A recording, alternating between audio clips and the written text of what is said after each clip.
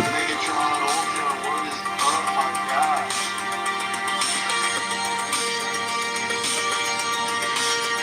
We just hear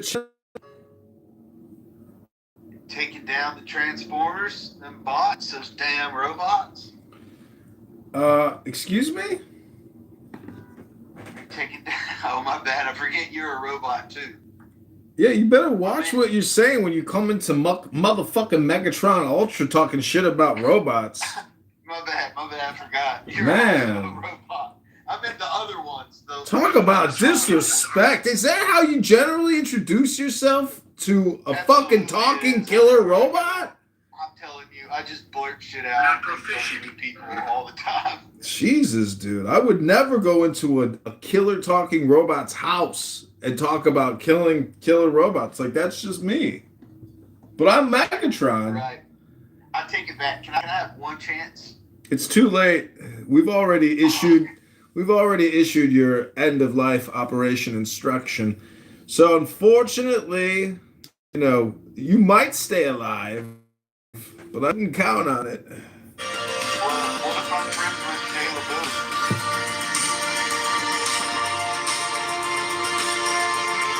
At this very moment, I have just sent operations to my fleet of android drone robots created by Palmer Luckey, and they're coming straight to your apartment as we speak. Good luck and farewell. Don't pretend I didn't warn you.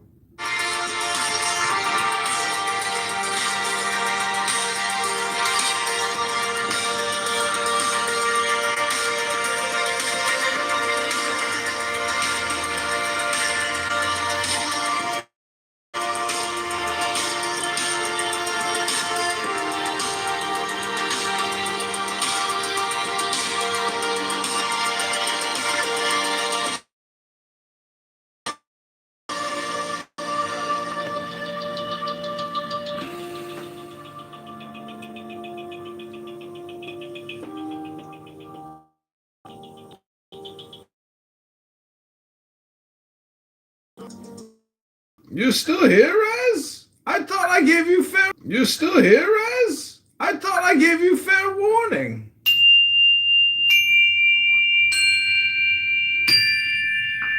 I'm reporting you.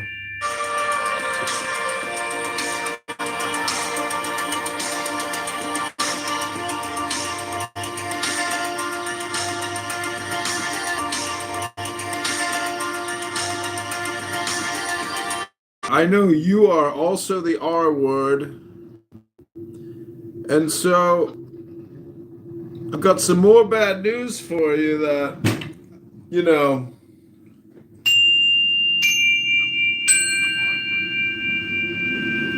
I am the R word.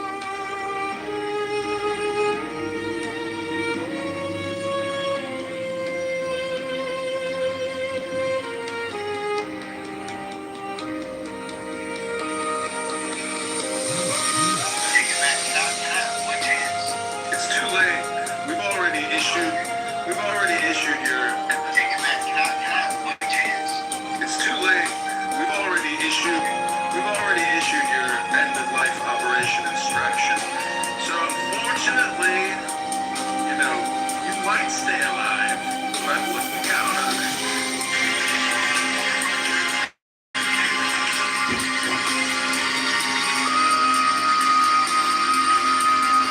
At this very moment, I have just sent operations to my fleet of android drone robots created by Paul Malone. They're coming straight to you as we speak. Good luck and farewell. Don't pretend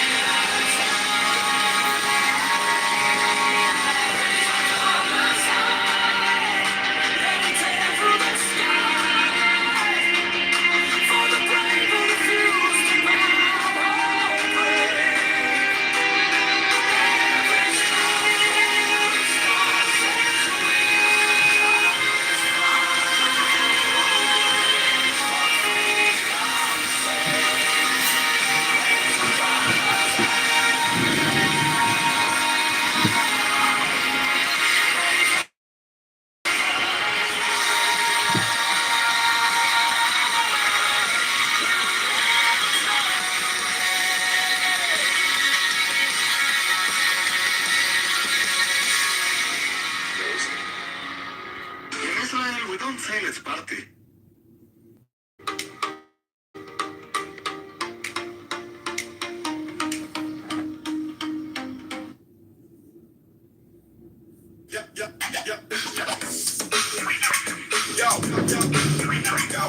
Bass in the trunk on bike. All night. Walk real slow, but I rap real fast. Old drum machine. A whole lot of brass now. To a kick in the snare in a low end way, put a bend in the air. I'm the one in black with a grin in the plan. Mic in my bitch, crowd in my hand, not too fancy, baby. Straight to the bone, make a car lot jump when the bassline grown. I got a slick little bounce in the rule, little slide. When the scratch come in, watch the wall divide. By the left side, cool, and the right side back. Everybody yell when the beat comes back. Don't stop, get down. Don't stop, get down. Shake that block, make that backseat jump, put that boom in the trunk, in the trunk, in the trunk. Don't stop, get down. Don't stop. If you came to rock, better act like that. Old school bass with a cold cut rap. Chrome flash once in the corner light. Sneaky sip creep like it walk all night. Try snare hit with a slap, no kiss. Whole groove built on a little like this. I don't need much, just space and nerve. A break beat line with a filthy curve. Let it loop one time, let it loop again. That's how the party get under your skin. From the club to the curb to the gas stop line. Hey, everybody know when the system too hot. Windows hum, street sign shit. Oh damn, she stripped, stay wide awake. Front to the back, say ho. Side to side, say hey. DJ, cut that record one good time. Y'all let that bass line play. Don't stop, get down. Don't stop, get down. Shake that block, make that backseat jump. Put that boom in the trunk, in the trunk, in the trunk. Don't stop, get down. Don't stop, if you came to rock that rock like that. Old school beat for the cold cut rap. Get.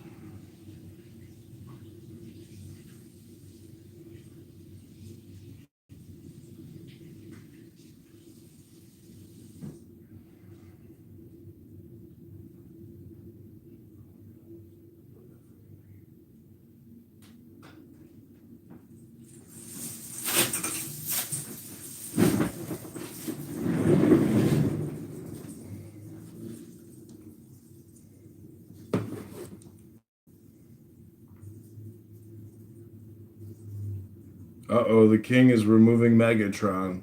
Thanks for the update, King. You could have probably saved your time and not updated me and just went ahead and removed me. That would have been the smart thing to do. But I am the R word, so I understand. You wanted to help me because I am the R word. Oh, I'll be sure to remove you as well, King. When I get around to it, when I make it a priority in my life. So it's always questionable whether or not I'll ever make that a priority.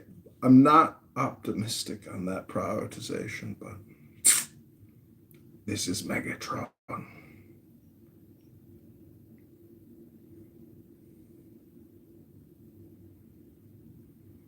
Powerful war song of Megatron, the supreme master and commander of the known light universe.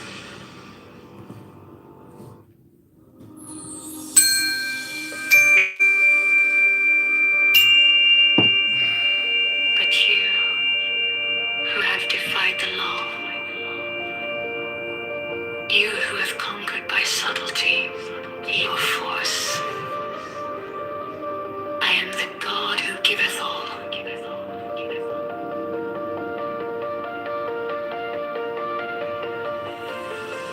20 I ask you to sacrifice. Nothing at mine altar. I am the God who giveth all. 20 with light, love, force, fantasy, fire. This do I bring you. Mine hands are full of these.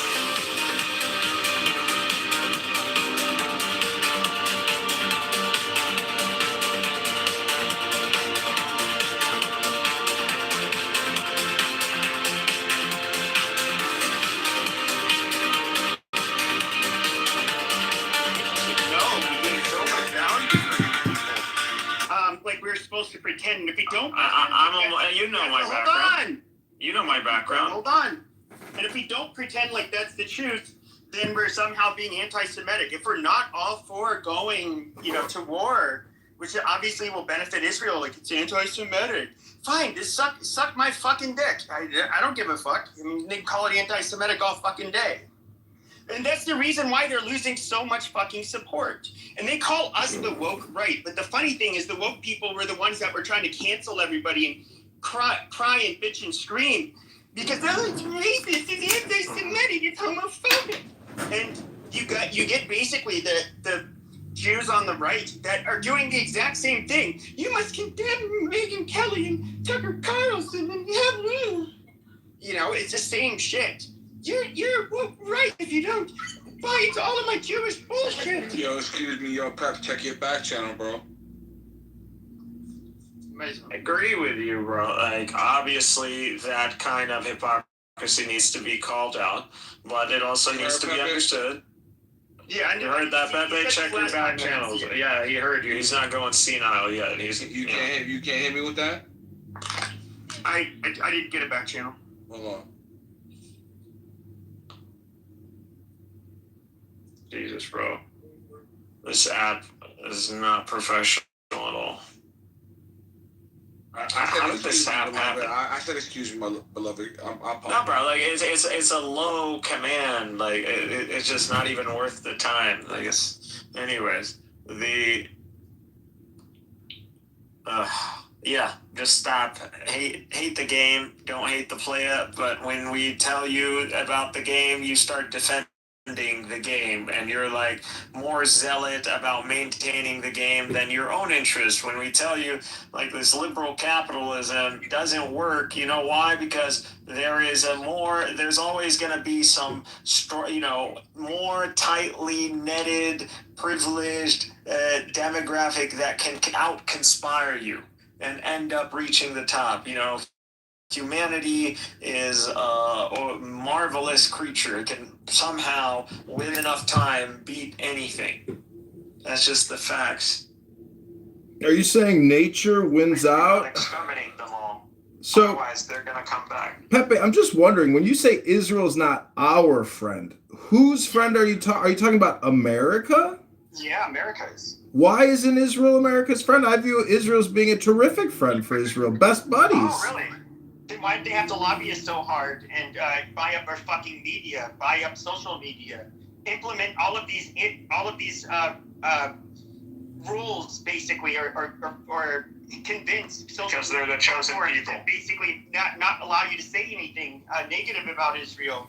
Why are they trying to pass, El Normo, do you want to go in there and try to correct Pepe? Like the IHRI definition of anti-Semitism. If you can find the room, it's called Israel emoji flag is not our friend. Get us to fight in a Just fucking war where your Americans block. will lose their lives for their fucking country. Yeah, God, that's bullshit.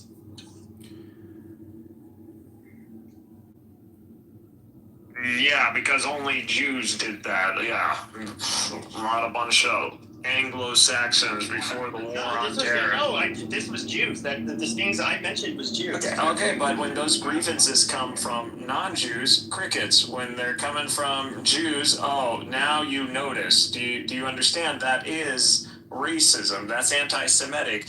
The Israelis, you know what they consider anti-Semitic about all this? When it comes down to Gaza, they are like, you know what they say to the West? They go to the West, you are being anti-Semitic because if it was you, you would have exterminated them and celebrated about it and put it in a museum. But because we're Jews, you won't let us, and you are guarding, you are shackling us with the UN and with all this. These guys don't look at, Israel doesn't look at things the way an American internally to America looks at things. No, That's these fine. guys are law of the jungle. They're still thinking World War II Europe, bro. That's fine. But quite frankly, I don't have to. I mean, people It's can a spend weird all the war. money I lobbying. tend to understand the Jewish mind of them. It's so weird. So out to lunch, like it's. I prefer to discuss facts or analyze induction. I don't like to engage in personal discussions. Thank It's you not very much. personal. I'm talking about the nonsense that you just said, trying to figure out where Israel's coming from. They just go World War II. It's just crazy what you're saying. Like, what insight could you possibly have into the mind of Israel? Again, all of that was just literally incoherent because it doesn't present any clear statement that we can agree or disagree on. And Your characterization of Israel is nonsense. Is that clear enough for you? It's weird. It's schizophrenic.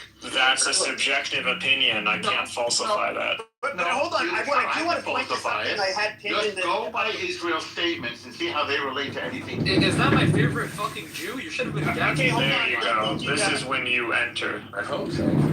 So I did post this link up top. I did post this link up top when I made the room. I don't know So who I that thought is. this was funny. This was the White House's justification for why we needed to do the war, and then it was FFD. I'm trying to think who it was that founded it, but basically it's basically an Israeli Zionist organization that their whole sole purpose is to basically it's PR for Israel. But this is the war that was supposedly Israel. Pepe, We weren't doing this on behalf of Israel. Pepe, first of all, El Normal looks like my penis when it's shriveled up. Dude, if you're gonna do the juvenile insults, I'm just gonna move you, dude. Okay, but all I'm gonna say is I want to pee on El Normal's aunt. Pay All her right, dish fine, 200 a fucking weekend asshole. just to suck my. God damn. PP, I have a question, please, for you. Yeah. You are American. Yep. What is your identity? Are you white? Or Yeah, I'm white. I'm white. Okay. This is my question. So I'm just wondering, when you say you're white, can you define what that word means? Hello? But I would say this. I'm looking at this through an American lens. I'm not looking at this through a racial lens. This is a national thing. So,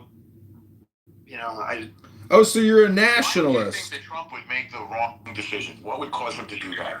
Is he stupid or what? yeah, I think he is. I think he is. I think he did have a lot of pressure, mainly. Well, I mean, people When it have comes to been testing him all Kushner his and life. Witkoff, I think that absolutely we know what their bend is. He's always been somewhat friendly with Netanyahu. His two biggest donors, we know what that helped him out a When lot. have we ever seen anybody influence him in any way before? Oh, I'd say the first time he struck Iran, and the second time. So didn't it go well when he struck Iran? The first time, not this one. What makes you think like that he was influenced? Maybe it was. He wanted to roast Pepe the Frog. Why was it not a good thing the first time?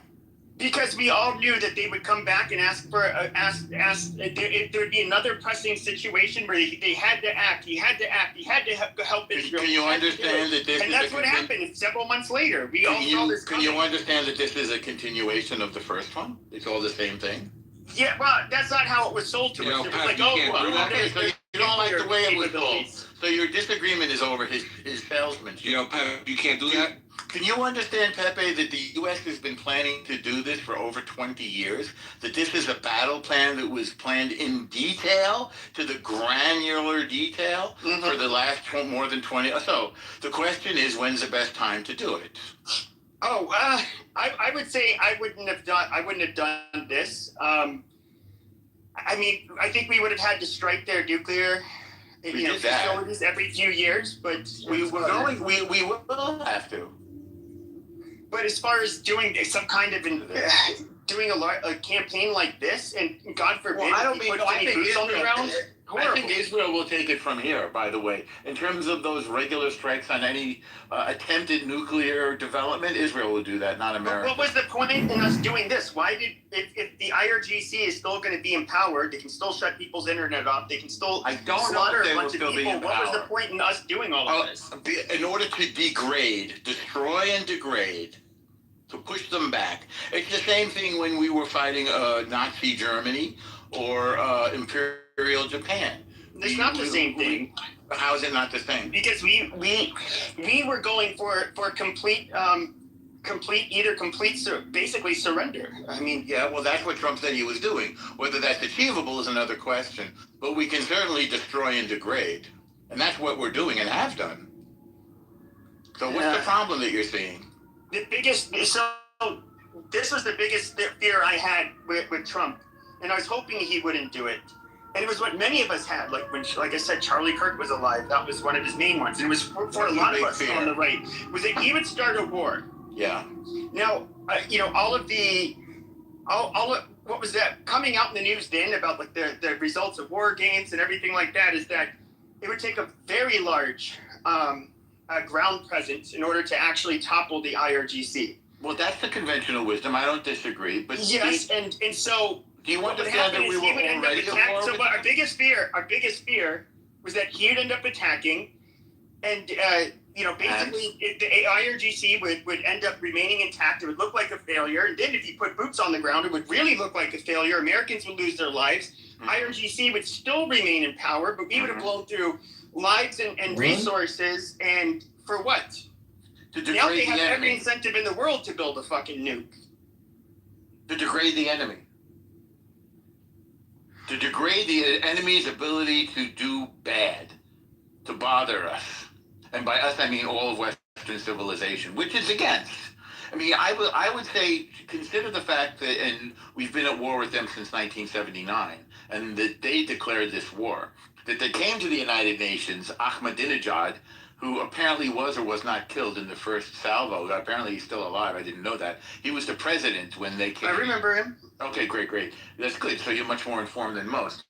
He came to the United Nations and before the world in New York said, we are going to engulf the big Satan and the little Satan in a ball of fire. The big Satan is the United States. The little Satan is Israel. God knows why they have fixation on Israel. And the ball of fire is a nuclear weapon. Sure. So this is where myself and others believe that they would never, ever dare, never dare, launch a fucking nuke at the United States. Number one, they could cause it could be a catastrophic strike, but it would ensure that they literally are genocide. The problem is they're not. Yeah, I don't think they're that crazy though. Well, they're attacking their neighbors. Doesn't that seem crazy to you? No, I think that they're a threat to their neighbors, and I think they're a threat to Israel, but I don't think they're a threat to the United States. But if they're a threat to their neighbors, which are supplying us oil, which really affects every aspect of our lives in some ways, in terms of transportation, in terms of defense, in terms of feeding ourselves, in terms of our industrial capability, that's a threat. In other words, our commercial interests are still our interests. Sure, even but if they're not existential. yes, but and that's the other thing that we knew happened is the Strait of Hormuz. That's like they can launch. I think they have a few cruise missiles people have to be worried about, but they don't have many of those. They have a lot of drones and rockets, which only very few will actually make it through. But when it comes to the Strait of Hormuz or any of that, if we are not at war with them, they're generally not going to be closing off the routes. I mean, this is not something we have to fear during peacetime. Did you know that they've done it before? They did it twice before. I've been doing mad research on this stuff. They did, so there's Operation Earnest Will in the 80s and Operation Praying Mantis in the 80s. In both cases, they tried to, we actually had naval battles with them in those two operations. So they've done it before. Yeah, I mean... You get kicked out of Matt's room. I think BB kicked me out for calling him a name. That's fine. Oh. Pepe, I mean, if you think logically, and you look at the top GDP countries on the planet, and plus our World War II victory, and plus our involvement in the Middle East for the past 25 years, I can't understand why you're sitting here on a Friday afternoon flummoxed as to why the United States has decided to intervene and assert dominance. What planet do you live on? It's unpopular with the Americans, dude. This is not... It is unpopular, but why would it be unpopular with you? Oh, because I feel like it's a bullshit war that is literally, and this is where I think there's a lot of dishonesty. This is something that will help Israel. It's Israel's biggest threat. It has been their biggest threat for decades. How is it a threat to Israel? Well, who funded? Who was giving aid to Hamas to let them do October 7th? Hezbollah can still fire rockets. Okay. And Iran can still fire rockets to you guys. Yeah. So one threat to Israel is the funding of terror proxies, right? That's what you just said. Yeah. Anything else? And of course they sent missiles and rockets. And a direct threat through missiles. Okay. That's. So why do we think that? Well, like I said, is your subtle point here that you don't care if they do that? No, my subtle point is that it's not. It is to the benefit of Israel, and I'm sick and tired of people putting a spin on it, trying to say, oh no, it's for America. No, it's not. Like we all see through this. The biggest problem people like me have, and a lot of people on the right for, is at least if there was sincerity about it. Like, no, I know we're trying to. So you don't mind the war, you don't like somehow. I mean, this is a little bit like a jealous sibling. Like, why? Not at all. I mean, like. Yeah, it's not that you don't think that we should kick their ass. You do. It's just you don't like it because it benefits Israel. No, I don't. I would never. No, like I said, I did not want like a major Israeli Zionist organization. Why not? The fear was that it was going to become it was going to cause a lot of regional damage. It was going to end up tearing between us and we have a fairly good relationship with the Arab Gulf countries. Well, now I'm better. I don't know about that. Well, because we're the ones who are defending them. Israel and the United States, both coordinating through CENTCOM, are the ones who created the missile shield over, or it's like their own version of the Iron Dome. Yeah, but that's also the reason why they're getting hit, because we struck Iran, and now they're leashing out at everybody. I've heard that before, and to me that's very weird reasoning. So if I punch, I mean, I don't mean this personally, obviously, so I'm sure you'll allow the analogy. If I punch you, and then you go in the backyard and kick your dog, or punch your little brother, or go punch some rando on the street, you're blaming me for punching you? Well, to an extent, I mean, they realize that the alliance that those countries have with Israel, and it's no secret. It came out before the attacks that, or I think the day of the attacks that. MBS was also I guess trying to convince Trump to do the attack, We've been firing missiles I've seen that at their too. country from those countries, bro.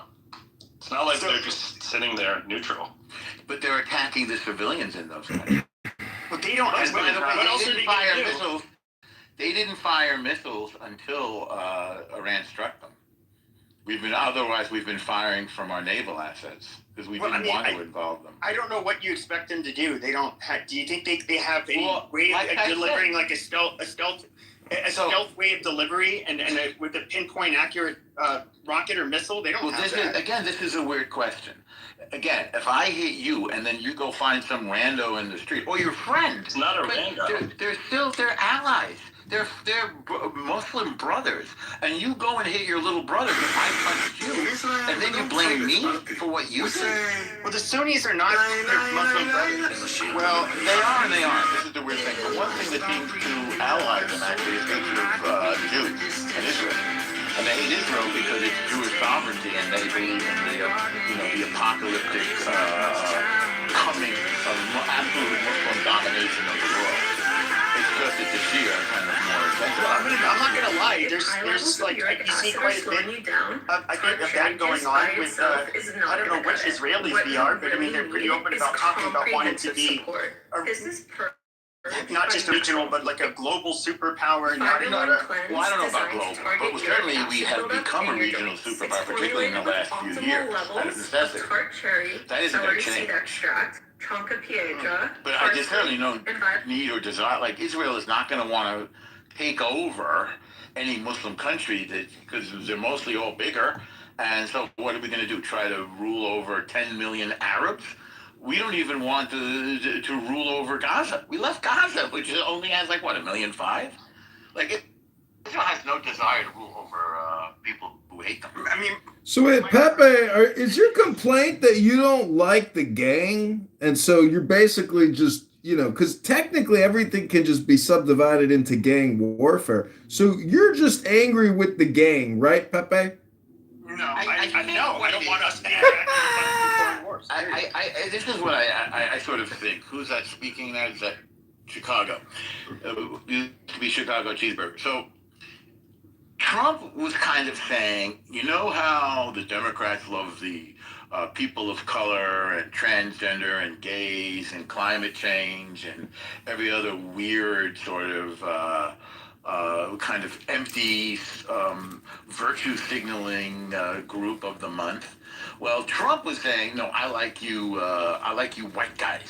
I like America first. It's sort of the subtext there is white guys. But by the way, a lot of minority folks also voted for him with that same like America first thing.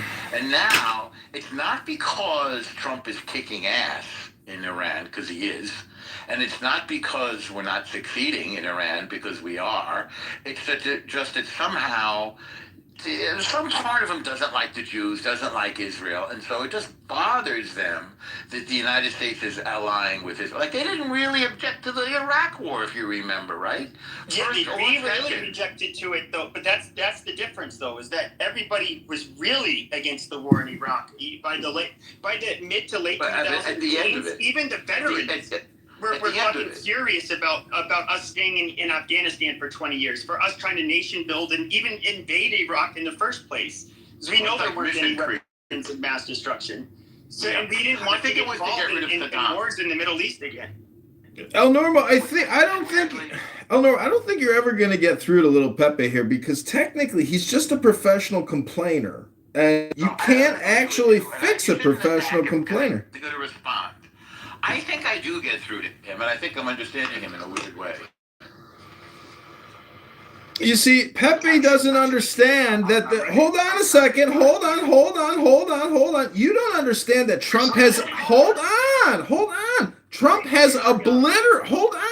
has obliterated a terrible legacy of terrorism that was created when they raided our beautiful embassy. And so that's why I have to say is Pepe is actually just voicing the concern of the herd. The herd will always say war is bad and it's a racket. But the truth is it takes real leadership, real courage and strength to destroy bad behavior and legacy bad behavior at that. So what Pepe is actually just doing is complaining.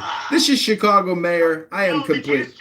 to be worth the squeeze. I hate the IRGC. If it could be like very quick, minimal effort, then IRGC is overthrown and they're gone. That would be. Nobody is against that. Nobody likes Iran or What about if we beat the hell out of them, but we don't kill them?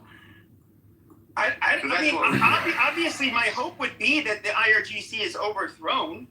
Now that it's started, but like we know how I don't hard think that that's going to happen. Well, regime change is a very big ask. Now, I will tell you, and this has not been widely reported, but because it's actually out there, because I'm listening to various Mossad chiefs, various CIA chiefs, various former generals of CENTCOM, like Frank McKenzie. And first of all, the apparatus, the architecture for bringing down this regime is far more advanced than anybody is admitting. And the CIA is on the ground there now, as is Mossad. There are cracks in the edifice of this regime. People are not showing up for work. Obviously, the leadership has been destroyed, then destroyed again, then destroyed again. So I would say we don't have boots on the ground, but we have black shoes on the ground, meaning our operatives, Mossad and CIA, doing everything they can to see if they can encourage the real boot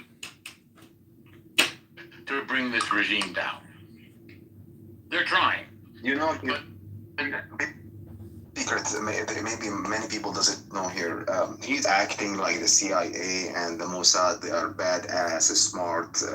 That's not true. No, that's not true. Let me correct you. The achievements have been breathtaking. Bringing down, taking out. Imagine the penetration to bring down. What was the guy's name again now? Larigia, Soleimani, Nasrallah. I agree. But Ayatollah Khamenei. Yeah, I let you talk for all the time. Can you give me like at least a freaking minute? I agree with you, El Normal. These are incredible accomplishments on behalf of military intelligence. Like, okay, so I don't know if you live in Israel before or not, or if you have a connection. There is a village, multiple places in Israel, the mafia killing each other, and they make a mass murder in Israel, especially a city called. Post the link in the chat. I'll have to Google that one. All right, dude, do I have to kick you down, dude? Shut the fuck up and let him finish. You're talking about what? The Arab mafia, the Russian mafia, what? Okay, so the Shabak doesn't even know how to arrest them, but they can arrest someone living in Iran. Isn't it funny? Can you explain that? So you understand that Shabak is internal and Mossad is external. They're different organizations. Yeah, because they are failing. The Shabak cannot arrest a mafia, and they cannot stop the killing. Okay, this is unrelated to Iran entirely. People putting a spin on it, trying to say, I'm going to give you just an example that this is how it's different. You have a mafia and you have a terrorist inside Israel. You already gave that and example. They cannot arrest them. It's not the same people. Shabak is the Shin Bet. Shabak is the nickname for Shin Bet. No shit, Sherlock. I know it's different, but they are. Then why did you compare two unrelated organizations? Because they are failing. They cannot stop the terrorism inside Israel. I'm talking about the Mossad and the. Did you know, by the way, that the Mossad stole the nuclear program? I'm asking you a question. October 7? Why did it know about October 7? It was a failure. That's Shabak's failure. Just one time. They failed one time. No, you asked about one time. I answered you about one time. Did you go to college or anything? Because, again, it sounds like your reasoning ability is very limited. You're not reasoning correctly. Good answer. Why they allow terrorism inside Israel, and they cannot arrest those mafia. And what mafia are you talking about? Multiple mafia. The Sechinin mafia. Okay. Are they Arab or are they Russian or what are you talking about? Oh, those Arab. You want the Jewish one? You want the Jewish one? No, I'm trying to figure out what you're trying to say. They are mixed. They are do you understand that the CIA? Do you understand that the CIA is a different organization than the FBI? Yes, correct. Okay. FBI is do you federal. Understand that the Shabak is a different organization than the Mossad? Or no? Correct. Yes, it's totally different. So why don't we talk about the Mossad? Let's talk about 2018 when Mossad stole the entire nuclear program records, 100,000 documents from Tehran. Went into the building in Tehran, got all the documents out and smuggled them out of the country. We have those documents. The same document they stole from the United States, CIA, correct? No, incorrect. It has nothing to do with the American CIA. You don't have traitors, Israelis. What's up? Are you on to another topic now? No, you're talking about like acting like those Mossad are smart ass stealing from Iran. Well, yeah, they're probably the best intelligence organization on the planet. Huh? They don't steal. They didn't steal from the United States, CIA. You don't have a traitor. Okay, so you're changing the topic again? Okay, continue. Okay, so you're questioning the penetration of the CIA and the Mossad into Iran's regime. Are you questioning that? Can I have one chance? Yeah, you're agreeing with it. So if you're agreeing with it, then what's your point? Your point is that we're not perfect? Right, we're human beings, we're not perfect. I agree with you. Nobody's perfect, except for God. Any other point? Norma, I hate to disagree with you, but Bibi Netanyahu and Donald Trump are perfect. And they're just a little bit below the level of God, in my opinion. I know it's not a fact. Yeah, of course, you're gonna defend the pedophile supporter, of course. Do you love? Are you projecting your own culture right now and your own personal behavior? Hello? You are defending a pedophile supporter, so I don't know. Dumpster fire. I'm into Who's a pedophile supporter? He's. He ended the room. He couldn't take it. I'm more mature now. Like I care about certain shit. Like Pepe! We made him explode. Pepe, the Pepe implosion. Fucking and whatnot. You guys are together at that moment. Why not be like, okay, you know what? We too grown for this shit. Let's stop. Let's try to figure. Listen. You know what I mean? Pepe implodes. Like what, 1.5 million? Like we wanted to rule over Gaza. We left Gaza, which only has like what, 1.5 million? Like we wanted to rule over Gaza. We left. Pepe implodes.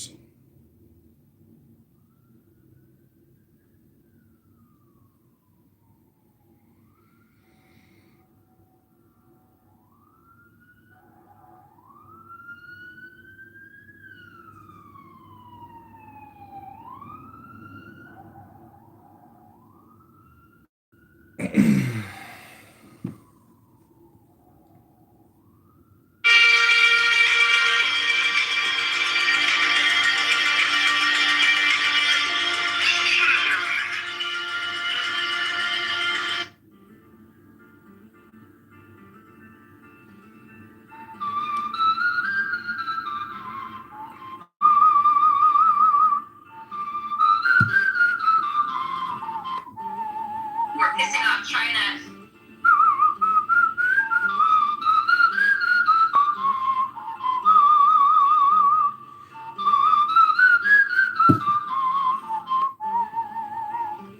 El Normo, good Shabbos.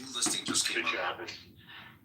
Did he end the room or just? Yeah, he couldn't take it anymore. He thought he was platforming J-word, so he decided to just, run on, wherever he's going in his beautiful afternoon.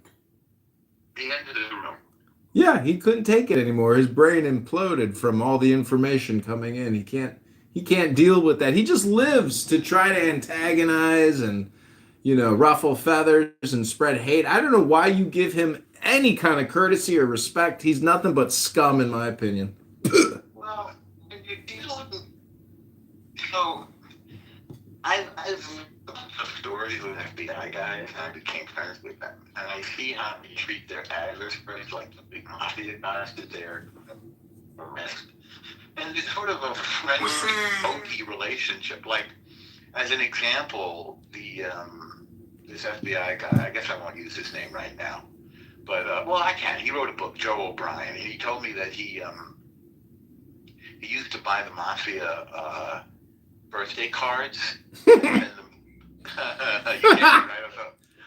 See, it's that kind of trolling. It's kind of genius. Yeah. And then the other mafia guys would think that the FBI, like that they had become informants, that they became.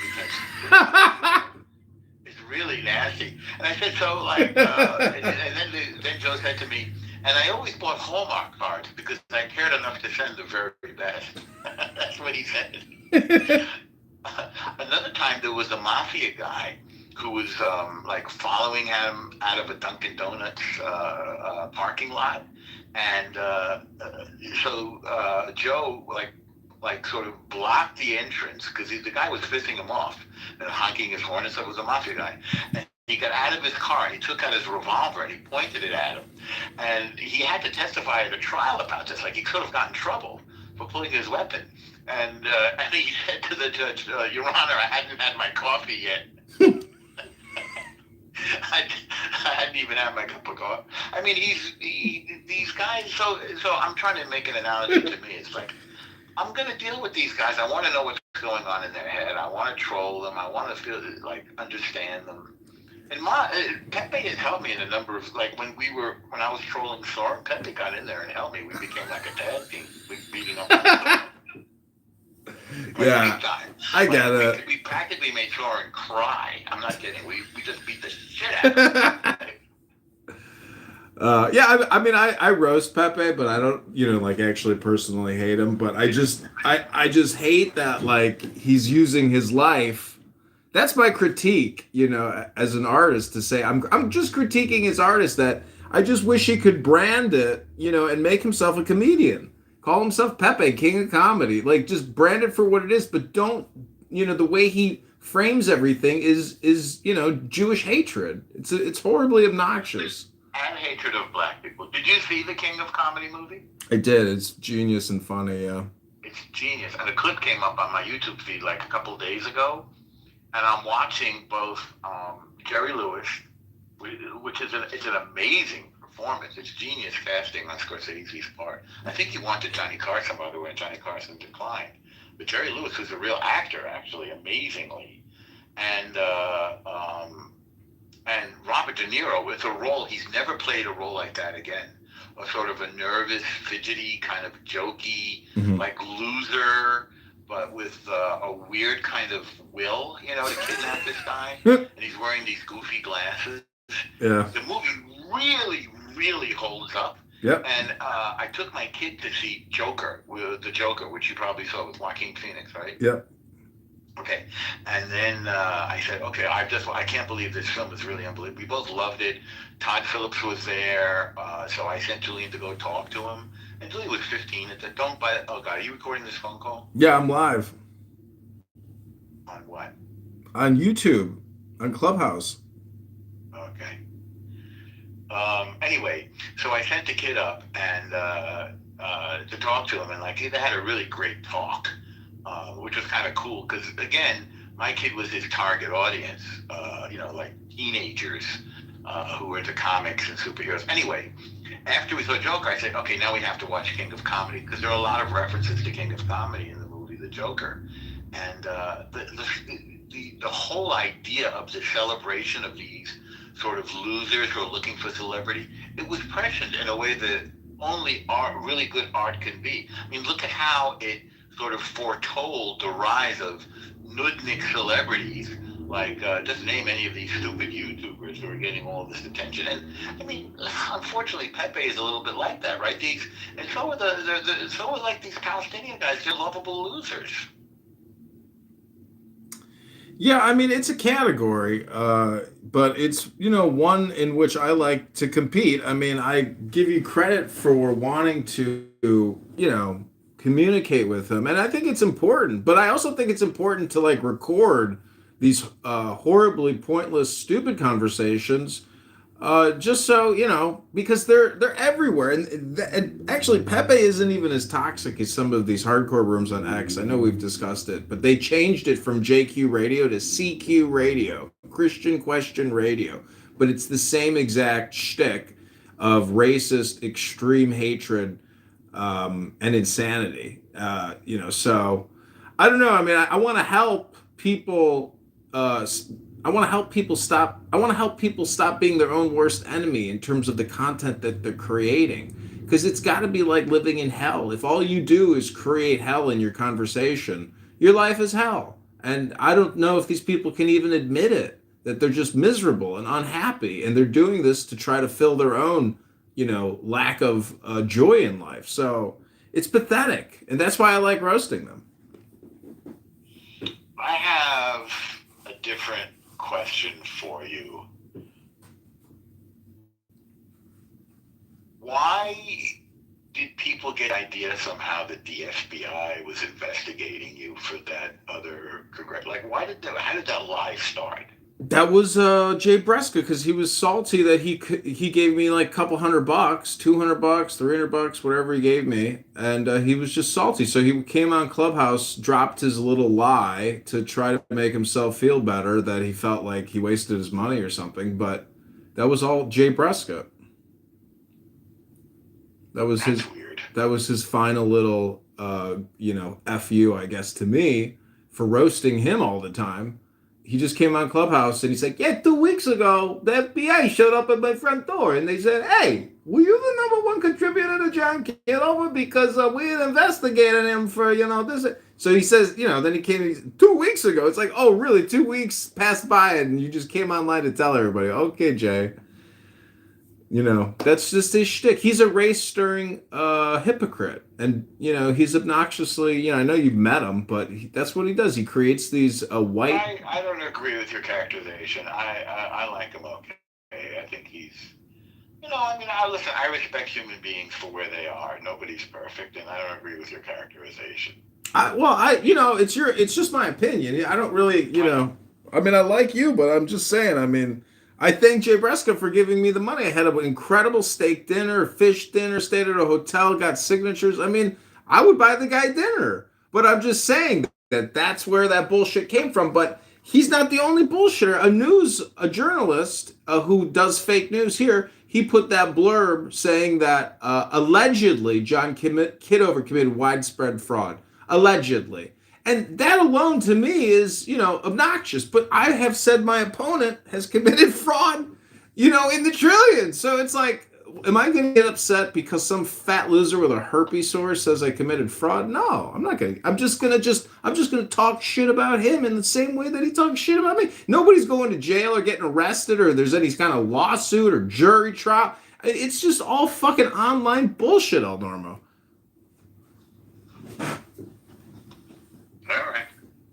That's what it is. It's just shit talking. Why do you think there's all these murders? It's because of people on the internet shit talking on Instagram. These cops have to investigate the Instagram messages to find out who the fuck murdered this person.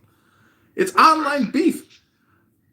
I'm not talking about anybody specific. I'm just saying that, in terms of... Now social media is a big part of the evidence. Yeah, but it's all online gossip and Lashon Hara. So, it's better... I've read, Maimonides wrote that it's better to spread Lashon Hara than it is to listen to Lashon Hara. That's Jewish law. It's worse to listen to it than it is to say it. So guard your ears more than you guard your mouth. That's a good point, man. All right, well, good Shabbos to you and good talking to you. Okay, good Shabbos. Take care. Bye. Bye.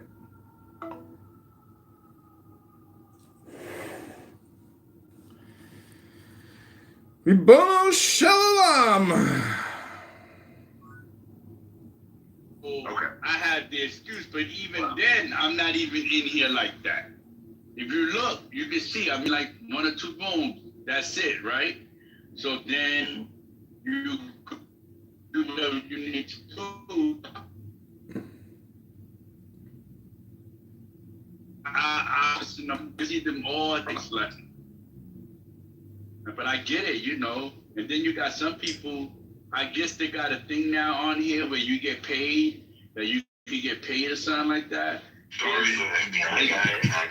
One guy, that's what they talk about. If I guess they trying to make it seem like they're gonna get super paid. And I'm like, okay. I know, but it's like how you don't spot when you say they're not, they think you're hating or you don't know what you're talking about. It's like, first of all, you don't even have a big room. You think somebody's gonna pay $20 a month for something or $50 a month to be in your room. Whoever does that has a sickness. True. What's up, Oh, somebody at the bottom? Okay. Yeah. No, you good, man. Focus on the road, brother.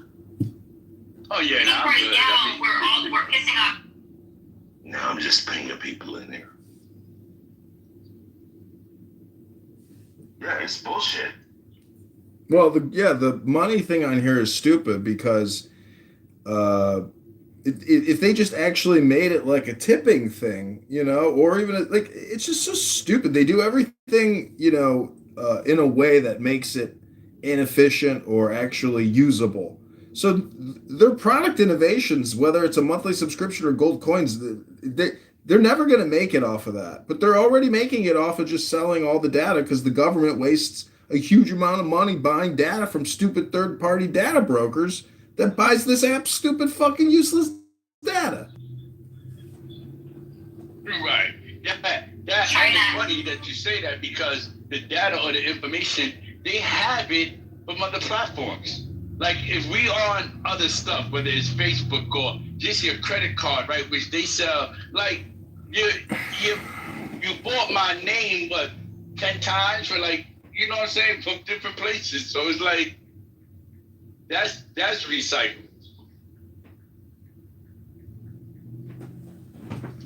It's just because the government has so much money to spend and Microsoft says, oh, we got more data. You can buy more data. So this app is literally, it's amazing that it is still alive, but I think that it will go into syndication eventually and shut down because the data broker buying spree will eventually fade and it'll be very, very specific. Because no one who wants to advertise at a profit, if they don't run at a profit, they stop working with you. So eventually, the data that this app generates will become redundant, and there's no reason to continue buying it when you've already bought it 4 times over. Come Chicago. What's going on, Dennis? Yo, What up, Dennis? What's up, Rob? Where you guys from, man? What's up, y'all? I'm from Vegas, bro. Where y'all from? We just talking about Vegas. Yeah, I'm from New York, but I live in North Carolina now. Carolina. Shit, what's NC saying? Who said they from North Carolina? I live in North Carolina now. I'm not from there. I'm from New York. I'm from by Yankee Stadium in the South Bronx. Okay. I've never been to Carolina. Me neither. That's why I'm asking. What's Carolina like? Oh, I didn't know you said that. My bad, Rod. Yeah, my bad. But Carolina, we had a world tournament down there in Carolina. Carolina is nice, just depending on the area you live in. You know what I'm saying? It depends what you want to do for you to live in a specific area. If you like to party and you really want to go out, you go to Charlotte. If you want to settle down and be relaxed, you go to the outskirts of Charlotte, and you go to the outskirts of Raleigh. And it depending on your income bracket is where you live at. You know what I'm saying? What's the big airport at? That's Charlotte, right? No, RDU. RDU is bigger than Charlotte. Yo, Chicago, where you from? I was born inside Uranus, next to Saturn and Neptune. I'm just like, Nigga got you. I respect it though. I was down in Charlotte, man. We had a tournament down there, and it's a cool town, man. What kind of tournament? We had a world Friday tournament. Oh, okay. We'll be back in, I think, next year. We're going to go back. Because this year it's going to be in Illinois. Then back to Charlotte. Then CBS News said.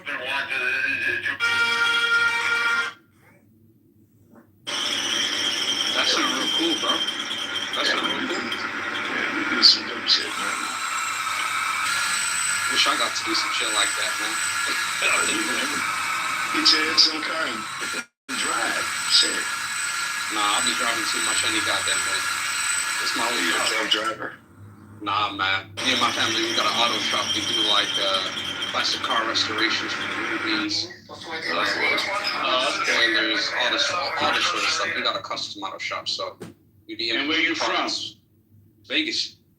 Oh, you don't want to say Vegas, my bad. I thought that was Genesis saying this from Vegas. You missed the whole room I was speaking about classics. January 1st. We're eliminating the Damn. water tax. Oh, yes. That sounds good. Because I'm sitting here and a young lady brought up, she liked classics. One of the ladies in the room.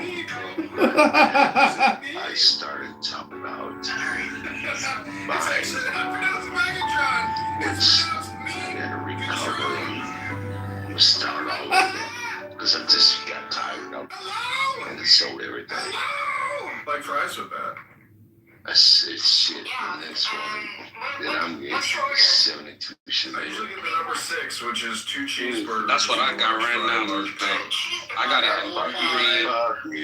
Hey, man, it's a beautiful car, man. You can't blame me. You can't blame me now. What you got under the hood? Not much, to be honest, man. I'm trying to keep the street legal. I'm not trying to do too much with it. You know, it's just trying to get me from point A to point B, but it just looks good. That's enough for me. Speaker, members of this And Congress. also, Doesn't have 17 back. We're tackling the national Through the air. I just want to emphasize how critical it is that everyone get. Man, that sounds sweet. What if I tell you, man? Sitting in the garage. What if I tell you, man? We had a client come in with a Grand National. I had never seen a Grand National.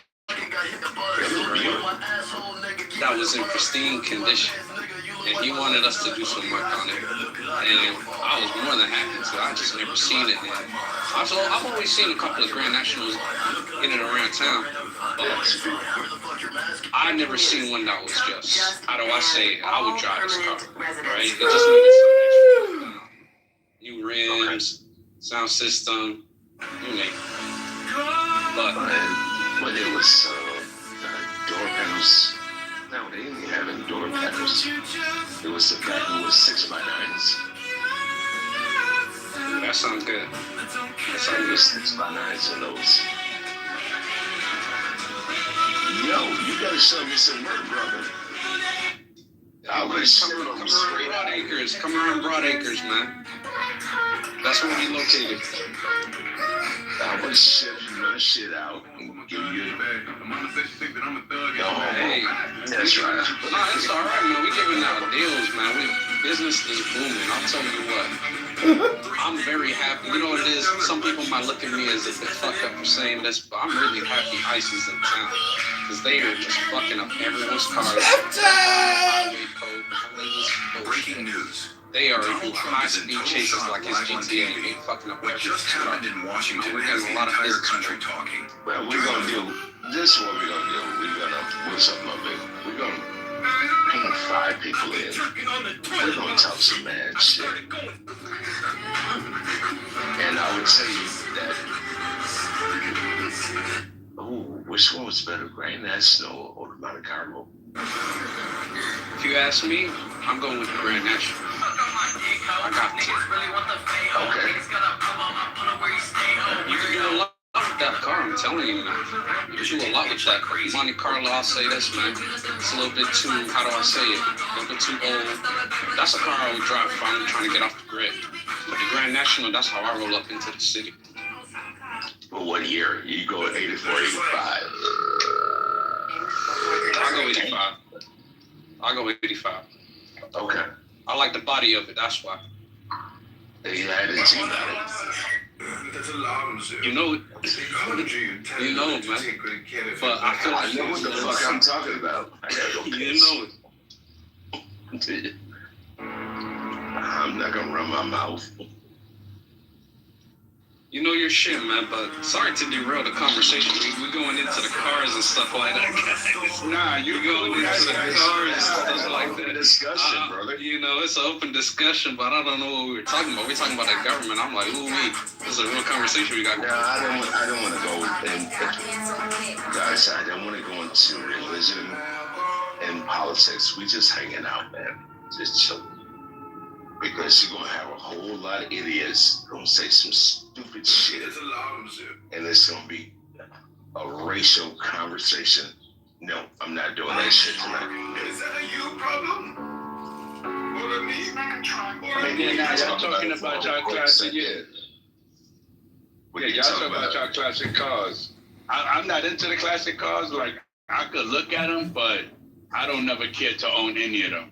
But I could appreciate it if somebody's driving one. I'm like, oh, that look nice. You know what I'm saying? Why not? Why not, Rob? You know, to be honest, I don't know. Like, I don't have like a real reason. Like I said, it's not like I don't like them. I like them. If I see it, I could appreciate it. You know, I've been around people who got, and they look nice. I'm like, well, I look.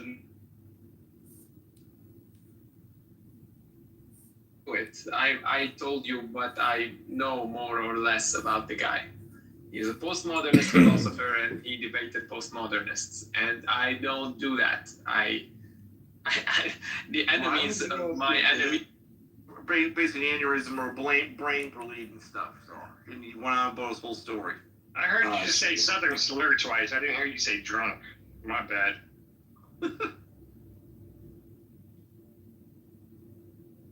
I do like how we get all the drunks that show up here just randomly coming in all the time. Hey, it's Friday. I'm about to be one of the. I'm getting ready for my party right now. Oh yeah, that's my fiance. She's already drunk. She's already out. Hey. Happy St. Patty's Day, everybody! I just want to let you all know that Bitcoin is not the real-time indicator. You guys have created every stupid Bitcoin room title ever conceived under the sun, and you guys are still fucking hypnotized with your bullshit called Bitcoin. Wake up! It's called the U.S. dollar, dummy! It ain't big. Our is the maybe Ivy League, but more of a ghetto Ivy League. That's what I would call it. Oh, so what you're not gonna do? Hold on. Because what you're not gonna do? What you're not gonna do is say hello. Bitcoin.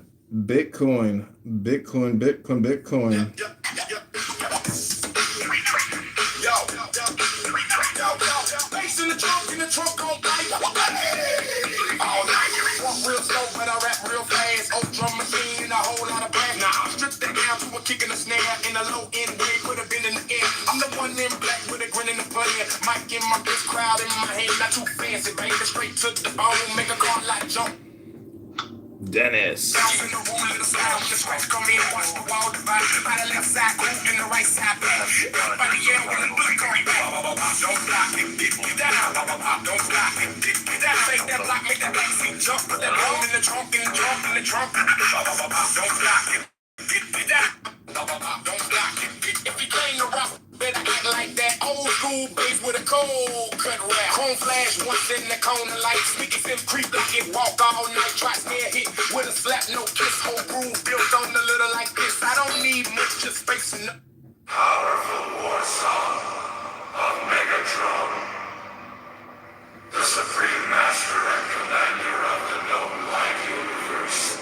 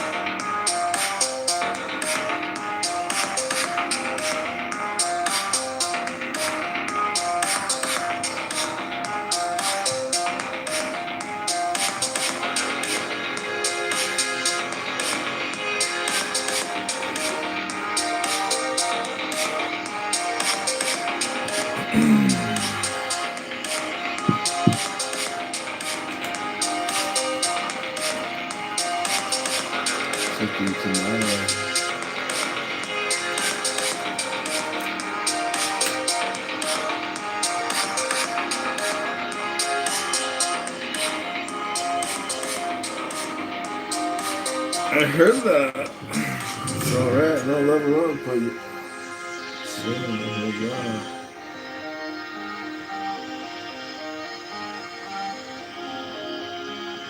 Drinking to the soda. Oh, it's wrong.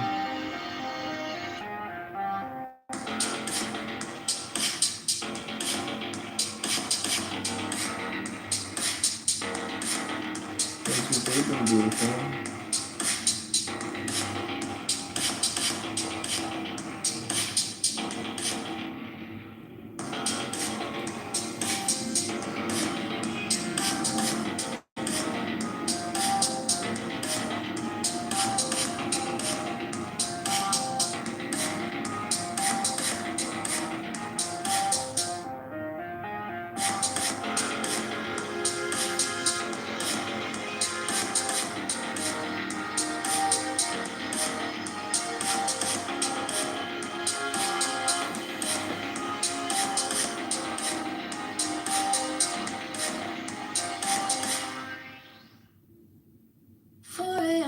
I've only slept for 5 hours. Been 6 days since your sunflowers.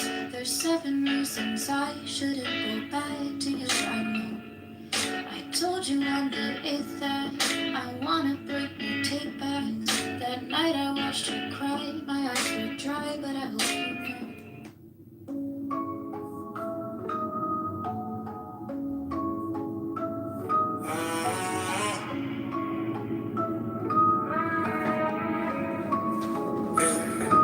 Go play on the table. Mama working 2 shifts, eyes fatal. Bills talk louder than the prayers we say. Hope kept bouncing like a rain due day. Hand me down, shoot. 3 in the morning.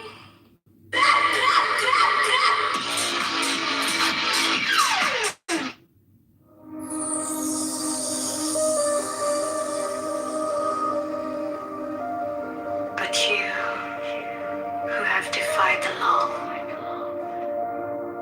you who have conquered by subtlety, evil force, I am the God who giveth all.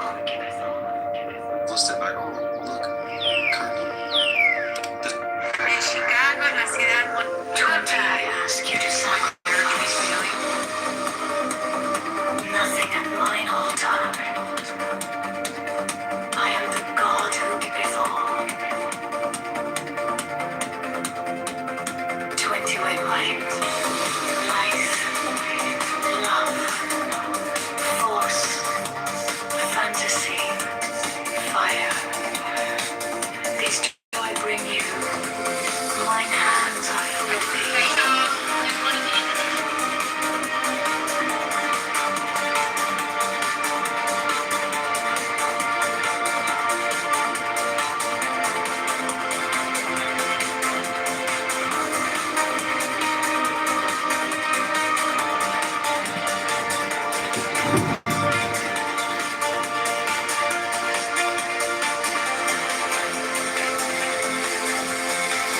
There is joy in the setting out.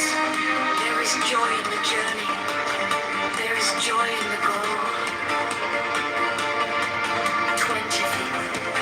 Only if ye are sorrowful, or weary, or angry, or discomforted,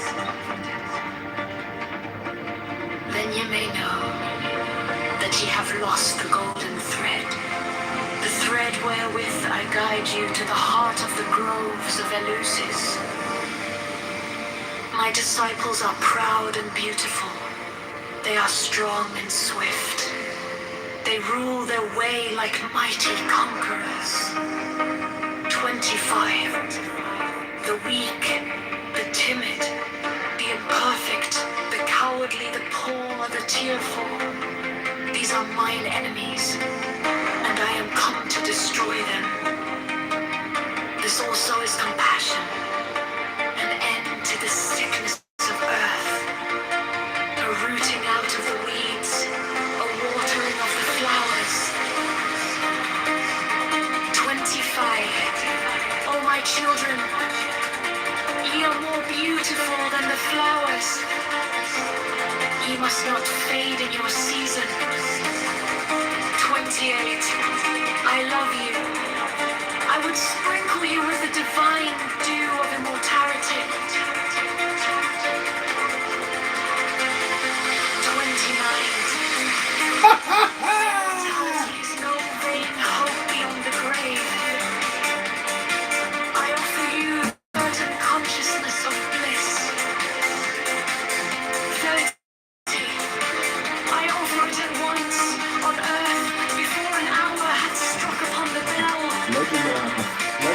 the target. Package! The party's out.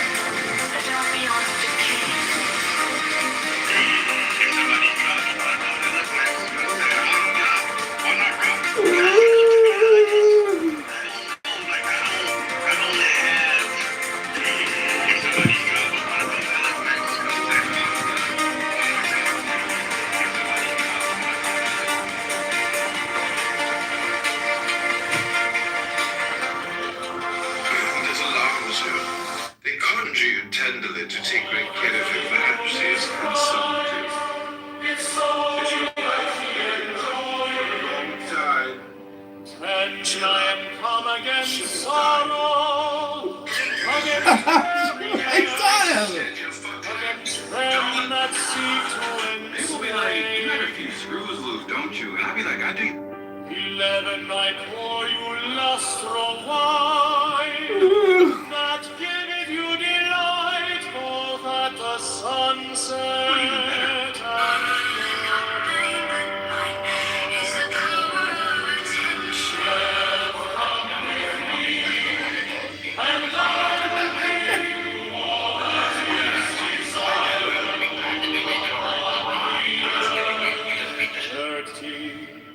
because I give you that of which earth and its joys are but as shadows. 14, they flee away, but my joy abideth even unto thee.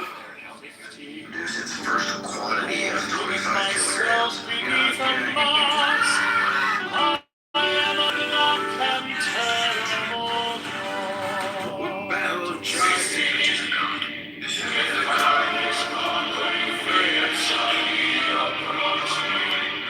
Ye shall lay down your heads upon mine altar, expecting the sweep of the soul. But the first kiss of love shall be radiant on your lips, and all my darkness and terror shall turn to light and joy.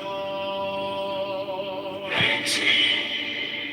Only those who fear shall fail, those who have bent their necks to the yoke of slavery, until they can no longer stand upright, then will I despise. 19. But you who have defied the law, you who have conquered by subtlety or force, you will I take unto me, even I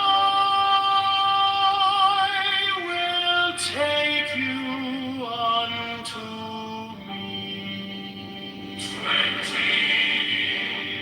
I ask you to sacrifice nothing at mine altar. I am the God who giveth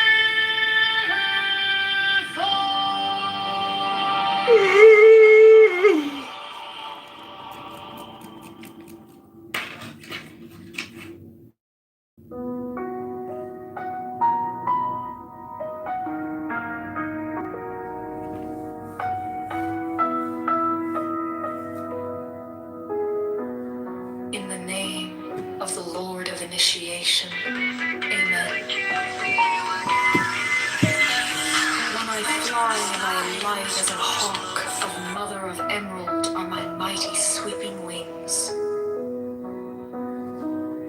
2. I swoop down upon the black earth, and it gladdens into green at my coming. 3 children of earth! Rejoice! Rejoice exceedingly! For your salvation is at hand. The end of sorrow is come. I will ravish you away into mine unutterable joy. I will kiss you and bring you to the bridal. I will spread a feast before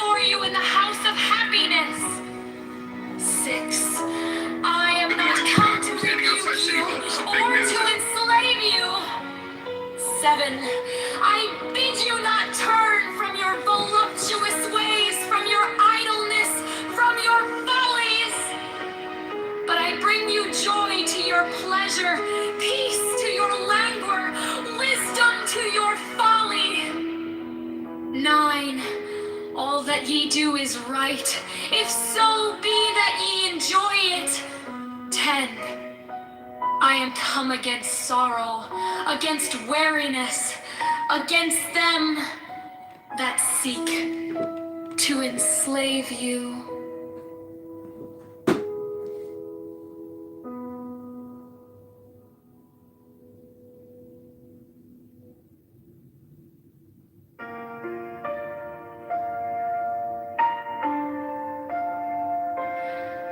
In the name of the Lord of initiation, Amen. 1. I fly in your light as an hawk. Of the mother of emerald are my mighty sweeping wings. 2. I swoop down upon the black earth, and it gladdens into green at my coming. 3. Children of earth, rejoice! Rejoice exceedingly! For your salvation.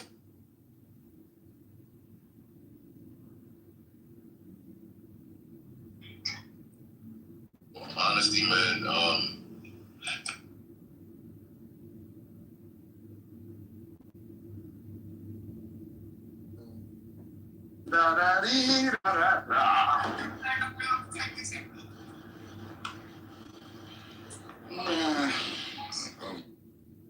Look at this nigga.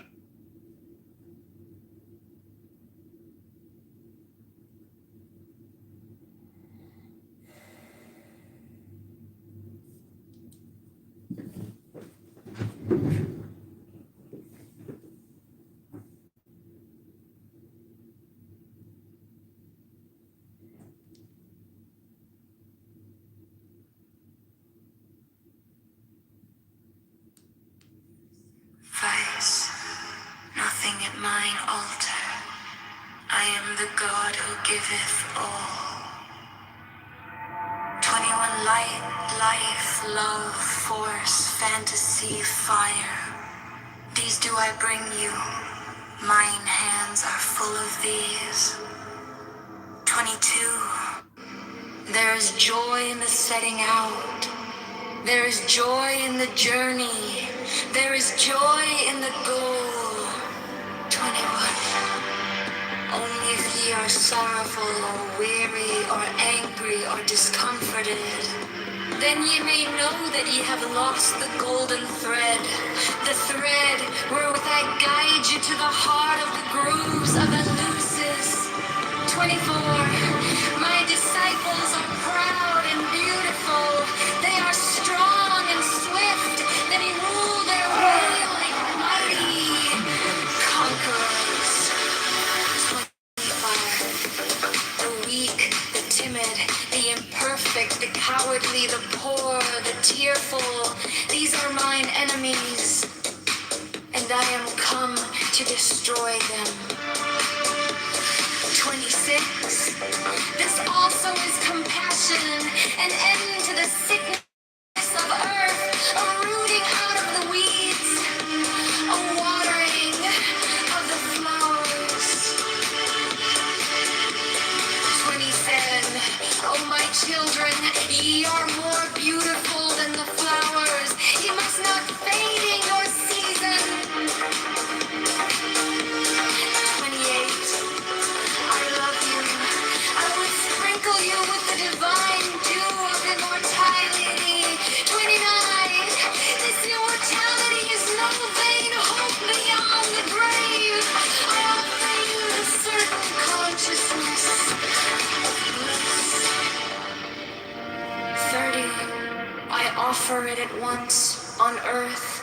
Before an hour hath struck upon the bell, ye shall be with me in the abodes that are beyond decay. 31. All Also, I give you power, earthly, and joy, earthly, wealth and health and length of days. Adoration and love shall cling to your feet and twine around your heart. 32. Only your mouths shall drink of a delicious wine, the wine of Icarus. They shall reach ever to the heavenly kiss of the beautiful God. 33. I reveal unto you a great mystery. Ye stand between the abyss of height and the abyss of depth. 34. In either awaits you a companion, and that companion is yourself. 35. Ye can have no other companion. 36. Many have arisen being wise. They have said, seek out the glaring image in the place ever golden, and unite yourselves with it.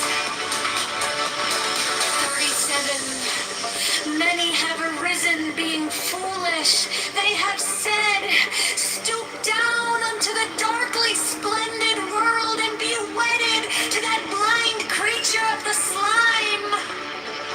38. I who am beyond wisdom and folly, arise and say unto you, achieve both weddings. Unite yourselves with both. 39. Beware, beware, I say, lest ye seek after the one and lose the other. 40. My adepts stand upright. Their hair above the heavens, their feet below the heavens. 40. 40. My adepts stand upright. Their head above the heavens, their feet below the hells. I ask you to sacrifice nothing at mine altar. I am the God who giveth all. 21 light, life, love, force, fantasy, fire. These do I bring you. Mine hands are full of these. 22. There is joy in the setting out. There is joy in the journey. There is joy in the goal. 23. Only if ye are sorrowful or weary or angry or discomforted, then ye may know that ye have lost the golden thread, the thread wherewith I guide you to the heart of the groves of Eleusis. My disciples are proud and beautiful. They are strong and swift. They rule their way like mighty conquerors. 25. The weak, the timid, the imperfect, the cowardly, the poor, the tearful, these are mine enemies. And I am come to destroy them. 26. This also is compassion, an end to the sickness of earth, a rooting out of the weeds, a watering of the flowers. 25. Oh, my children, ye are more beautiful than the flowers. Ye must not fade in your season. 28. I love you. I would sprinkle you with the divine dew of immortality. 29. This immortality is no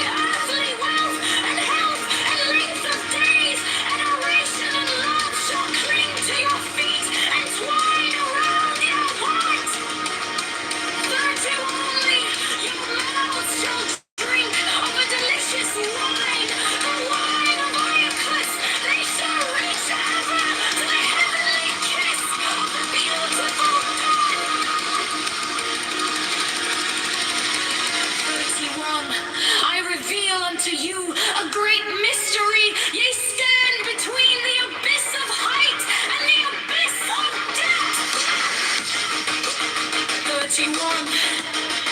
In either awaits you a companion, and that companion is yourself.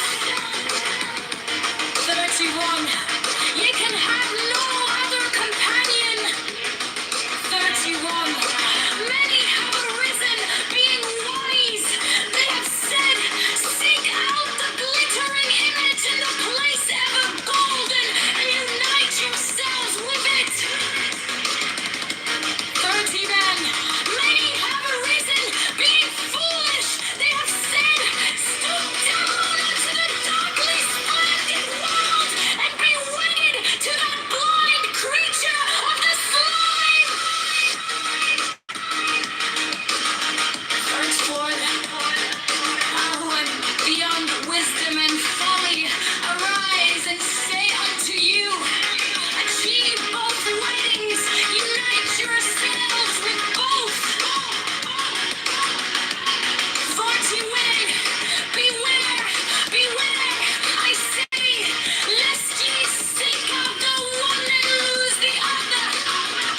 40 vines that stand upright, their head above the heavens, their feet below the house.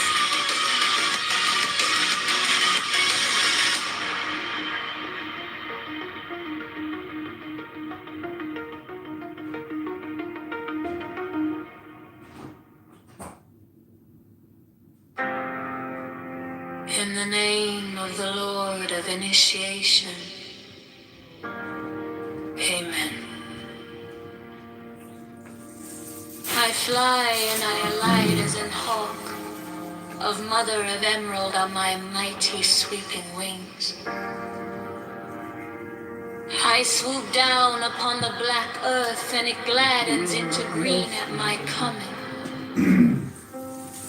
3 children of earth, rejoice, rejoice exceedingly, for your salvation is at hand. The end of sorrow is come. I will ravish you away into mine unutterable joy. I will kiss you and bring you to the bridal. I will spread a feast before you in the house of happiness. I am not come to rebuke you or to enslave you. I bid you not turn from your voluptuous ways, from your idleness, from your follies. But I bring you joy to your pleasure, peace to your languor, wisdom to your folly. All that ye do is right, if so be that ye enjoy it. I am coming against sorrow, against weariness, against them that seek to enslave you. 11. I bore you lustral wine, that giveth you delight both at the sunset and the dawn. Come with me, and I will give you all that is desirable upon the earth. Because I give you that of which earth and its joys are but as shadows. They flee away, but my joy abideth even unto the end. I have hidden myself beneath a mask. I am a black and terrible God. With courage, conquering fear shall ye approach me. Ye shall lay down your heads upon mine altar, expecting the sweep of the sword. But the first kiss of love shall be radiant on your lips, and all my darkness and terror shall turn to light and joy. Only those who fear shall fail. Those who have bent their backs to the yoke of slavery until they can no longer stand upright. Them will I despise. But you who have defied the law, you who have conquered by subtlety or force, you will I take unto me, even I will take you unto me. 20, I ask you to sacrifice nothing at mine altar. I am the God who giveth all. the name of the Lord at initiation. Amen.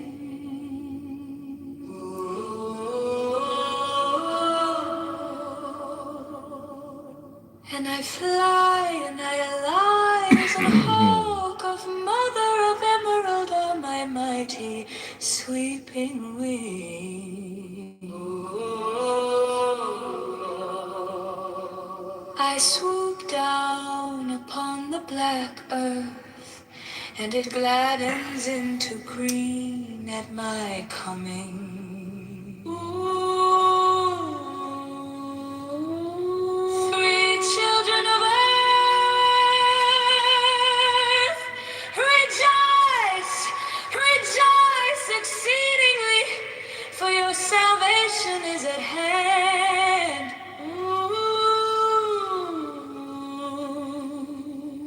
The end of sorrow is come.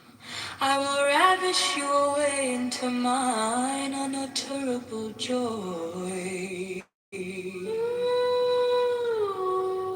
I will kiss you and bring you to the bridal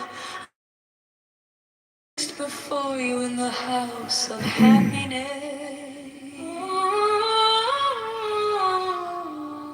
I am not come to rebuke you or to enslave you.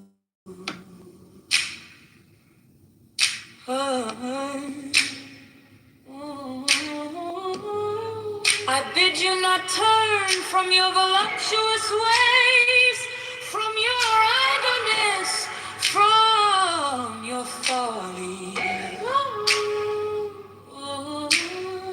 But I bring you joy to your pleasure, peace to your languor, wisdom to your folly.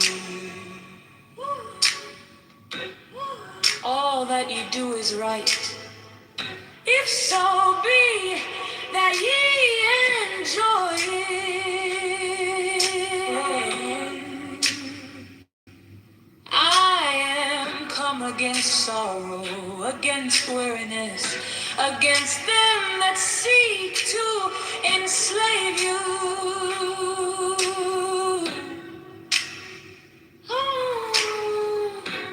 I pour you lustful wine that giveth you delight both at the sunset and the dawn. 12, come with me, and I will give you all that is desirable upon the earth.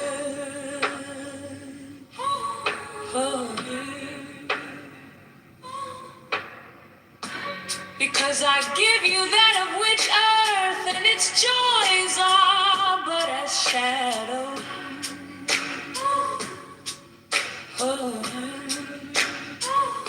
They flee away, but my joy abideth even to the end.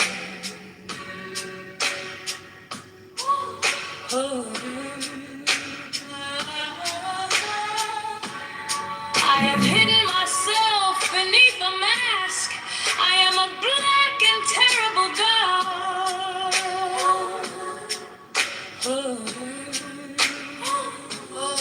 With courage cool like fear shall ye approach me.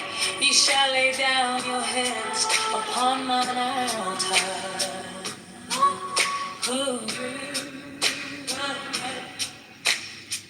Expecting the sweep of the soul, but the first kiss of love shall be radiant on your lips. And all my darkness and terror shall turn to light and joy.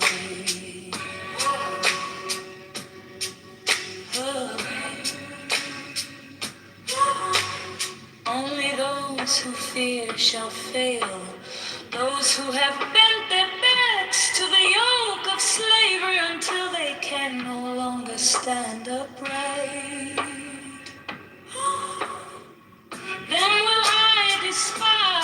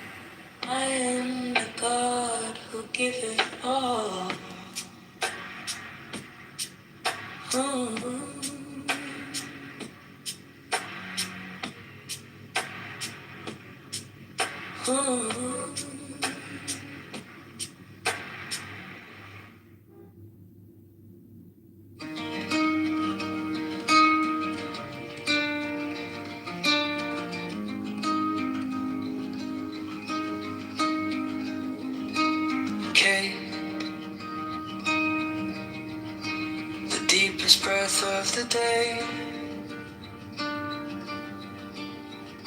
Hold it, count it in your shaking chest.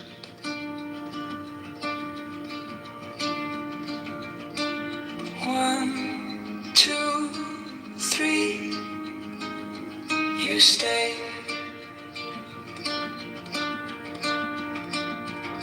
10, not 11. 10, not 9.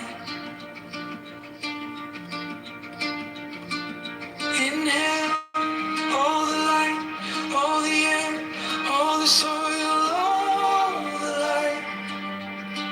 Fill every quiet corner inside. Let it go.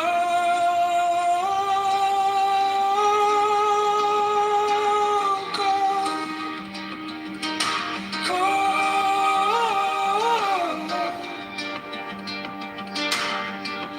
Let it go. Go.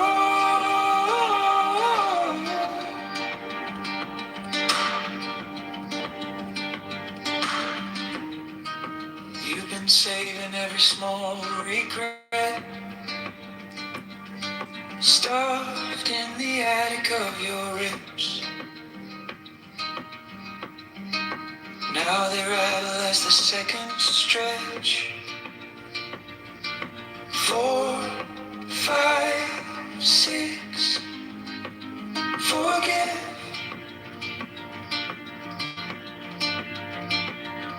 10,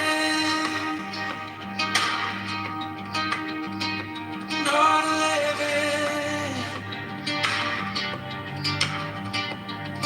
10, not 9. Inhale all the light, all the air, all the soil, all the light. Take what you can carry tonight. Let it go.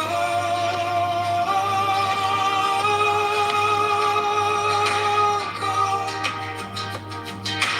Go.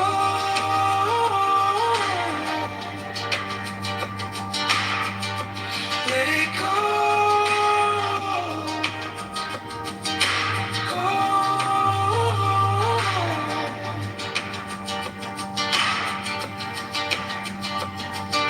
7, 8, hearts hesitate. Oh, 9 and the edges blur. 10 and your fingers loosen. All that weight falls back to earth. Inhale all the light, all the air, all the soil, all the light. Fill up and surrender the fire.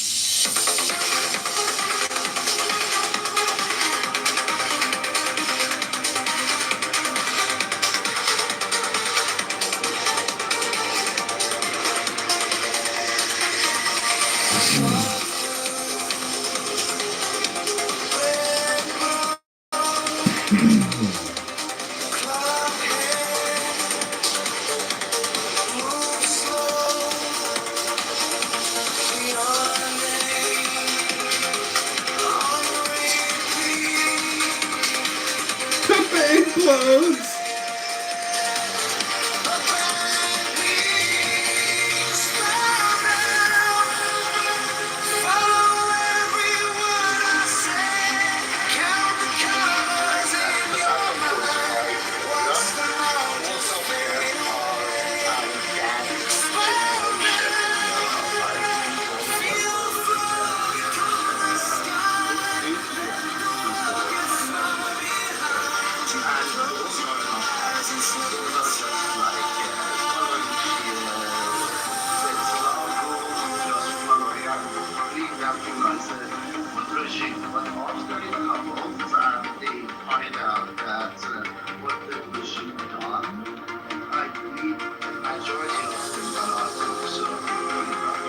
From that list, and I think a minority of that 5 million gonna be the activists that we need to be we need to be dealing with.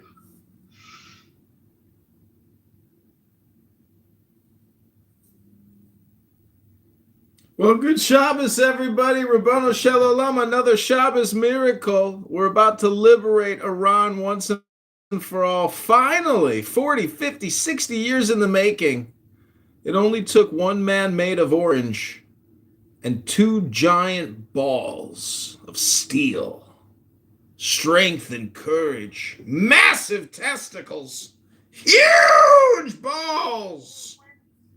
Wait a minute, he had no justification to go in there because the world should just be full of peace and love. And if we just be peaceful with the mullahs, I'm sure they'll be peaceful with us. You know what I mean?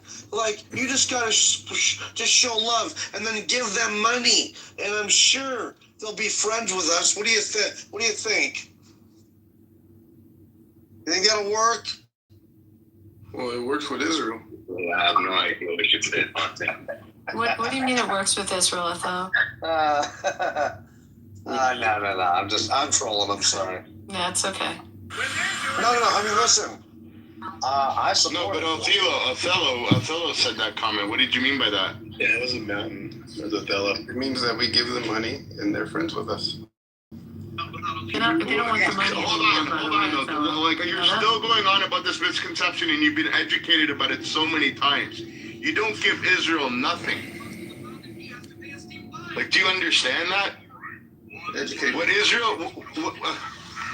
So what the United States gives to Israel? Israel gives back 10 times the amount of what they actually get, and the amount of money that is given to Israel, it has to be spent in the United States of America, up to 94%.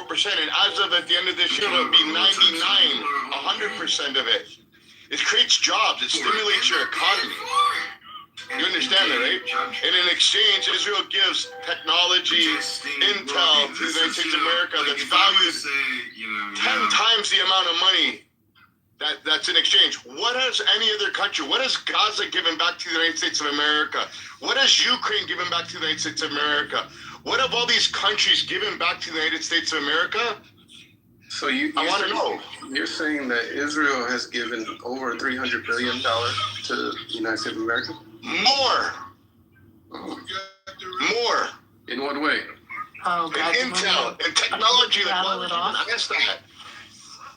Mm-hmm. It's sickening how uneducated you guys are. Like, it's really scary, bro. That you're gonna have children one day, and they're gonna be learning from you, and you're gonna be trying to educate children with these mush brains. Like, it's so sad that you guys think I think there's stories that you guys believe that the United States funds the healthcare system inside Israel. You sound like a talking head. You're gonna have to show me some sources to where Israel has. Yeah, I don't even have to. You can do it yourself. Go on ChatGPT right now. Go on any Perplexity. Go on Grok. Go on anything. Google. Find out how the funding works with Israel, and then ask how much money has Israel given back with technology and intel and kinds of innovations, and then ask what Ukraine or Uganda or Gaza, any of these countries, ask them what they've given back to the United States. You're going to see zero, big zippa, nothing. And then ask what the Americans value, what they get back from Israel, what that's valued at, and you're going to be shocked. It's actually sad, brother. So we give them money to buy things from us. No, that's not how it works either. So say you give Israel $1 billion. Israel now has to spend it in the United States of America. And what they do is, so they'll build weaponry that they buy back from the United States of America. Like, it's scary how uninformed you guys are. And I listen to it day in and day out.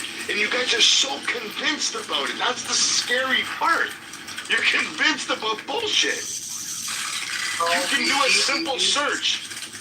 It doesn't matter. It doesn't matter. They still benefit. Listen, BB, listen. I wake up every morning from the money. Hold on. Are you joking? Do you know how much you guys benefit from the money? Do you know how much the United States of America benefits from having Israel as an ally? Listen. You're gonna say nothing. They still get the money, right? And in the end, they get military devices and gadgets. Are you? That's the CCL again. You're sick in your head. Do you know the technology that Israel has given to the United States and their F-35s and all their airplanes and all their fighter jets and all their armory and all their equipment? Do you understand the technology that Israel gives to the United States of America that you benefit from? It's not only that. It's not only that, BB. What happens is when Israel bought the F-35s from the United States, they bought them stripped out. And Abby mentioned this earlier. And what happened is they bought them stripped out and they put in their own technology. After they come back and they showed Israel the type of technology they put in and they showed its capabilities in war, they saved actually America billions of dollars in tech, having to do research and development and actually having to, make their jets capable of having this technology to fight in a war and to be proven to have air superiority in the sky. So that people don't realize how much the R&D that comes into, this stuff as well, right? It's billions of dollars a year. There's a new technology that they just developed where it's the guidance on how the plane flies itself and also how missiles are directed comes through the helmet of the pilot and just the movement of the head of the pilot and can direct the actual targeting of missils, and it's pretty extraordinary stuff. I mean, that's just one thing I just saw an R&D on, but yeah. No, I want to bring up too, because Harry brought it up like 4 months ago, and it was actually pretty amazing. And the people in the room didn't realize how powerful of the statement what he made. And I still think about it today. And if I ask guys like Othello or any of these people that hate Israel just because they want to, because they think it's the fucking going trend. It's because Tucker told them to. Yeah, well, you guys believe that the whole world is against Israel, but little do you know. Do you know how many countries are doing deals with Israel right now? Like Ireland, like China, like all these countries that you think hate Israel. But economically, they're in bed together. But you Clubhouse fucking losers don't know that. I remember that day Harry rhymed off like 20 countries and how much money they were spending. Israel was spending with them and they were spending with Israel. And people in the room were like, oh. And it's so fucking, it's actually so annoying to hear you guys talk like this. Because it's sad, man. You're the parents of the future generation. And you're so, ill-informed and uneducated. I'm not trying to be I'm not trying to insult you in any which way. I wish you could learn and actually do some research instead of going into echo chambers like Amir's rooms and all you're doing is being indoctrinated with bullshit and lies and it's just being regurgitated. And then the problem is you end up regurgitating at another stage and then people just don't say nothing. They don't speak up on it because they're like, it's not worth the argument. But to me it is. Because I'm really serious. You're the future generation of the next children. And if you're going to be educating them like that, we're in big fucking trouble. Because you're so ill-informed. It's scary. Please, my brother. Just do a simple search on what Israel gives back to the United States and how the funding works. I just put something in the chat. It's too long to read. And it's actually old. So it hasn't been updated. I think it's probably 5 or 6 years old. And it came about when there was the concept of boycotting. And it just showed what happens if you boycott, what you have to give up, including you could start with the cell phones that you're on.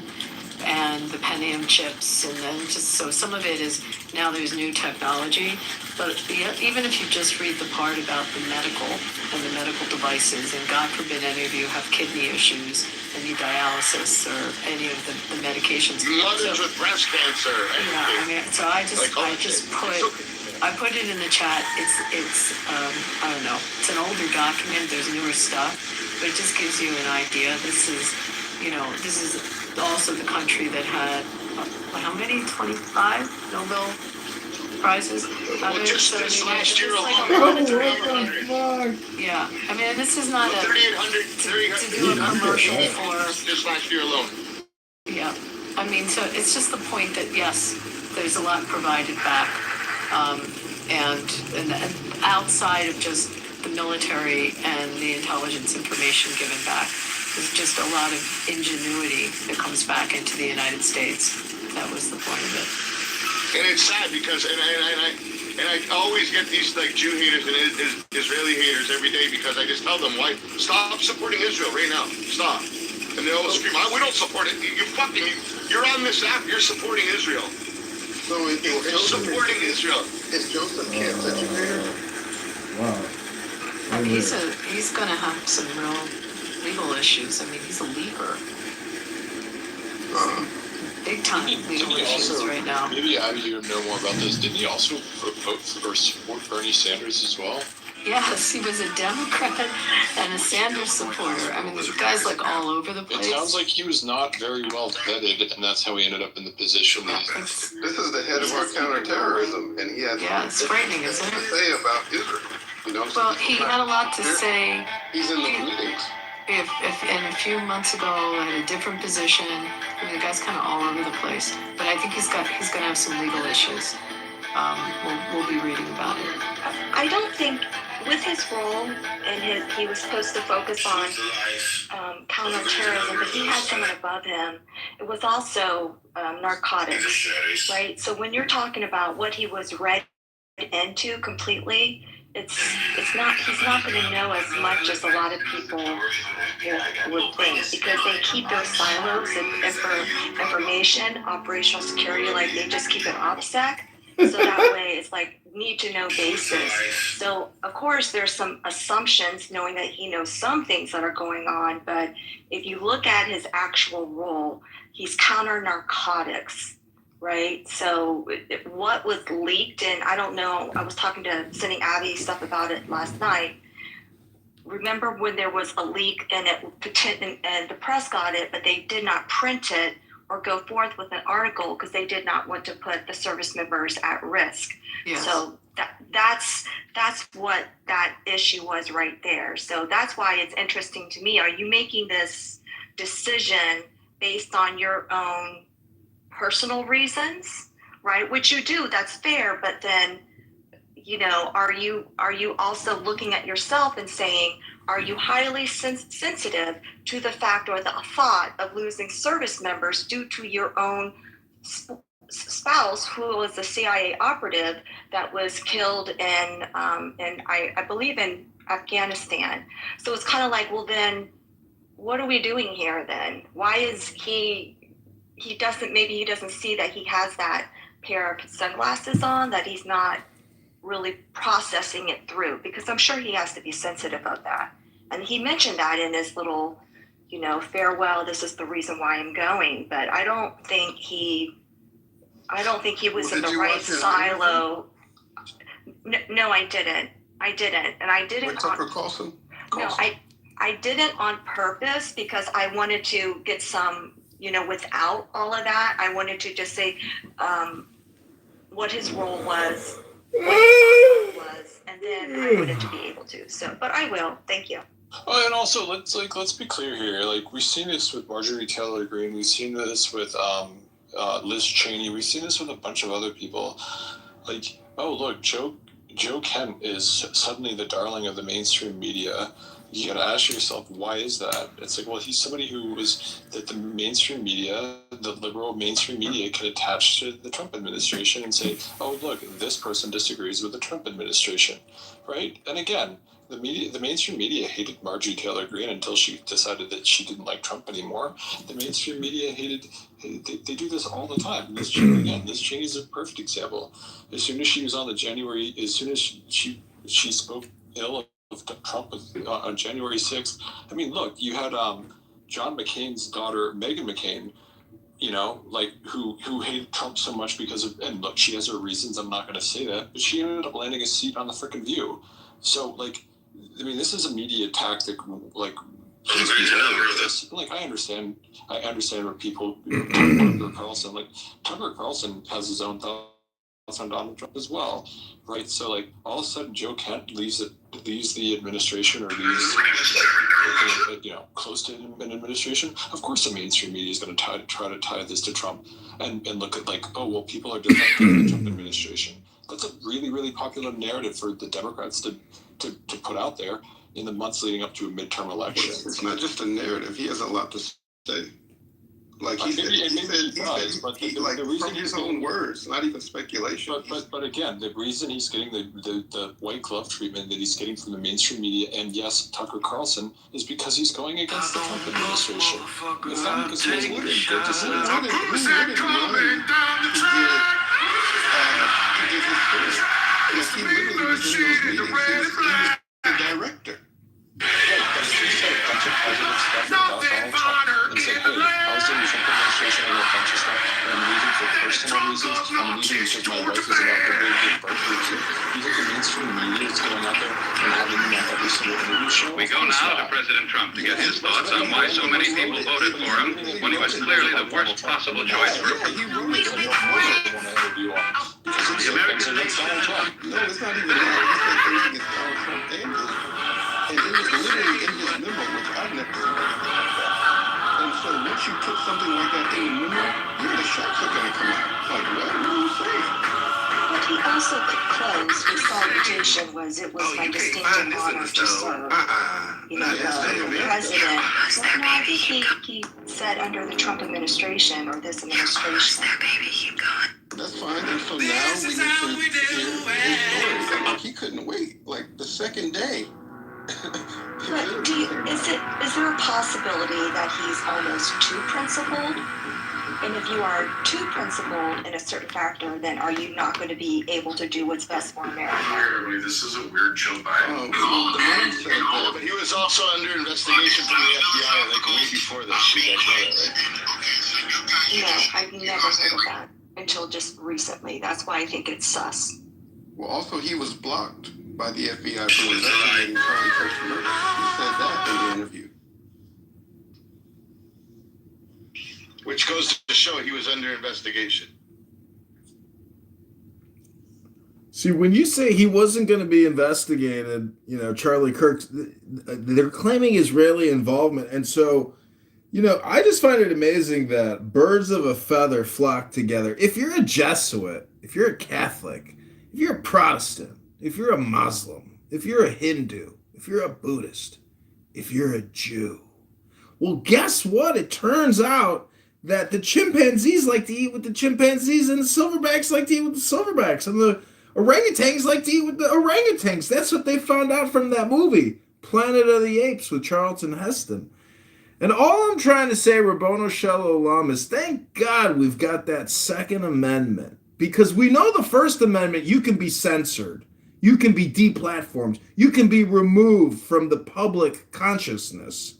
But that Second Amendment protects us from real tyrants, real fascists, real communists that are just tyrants and they're tyrannical. But not Donald Trump, the most glorious prophet of Islam.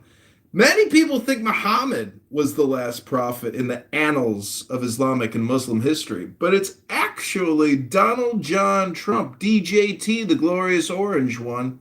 He's liberating the people of Iran minute by minute with American liberators.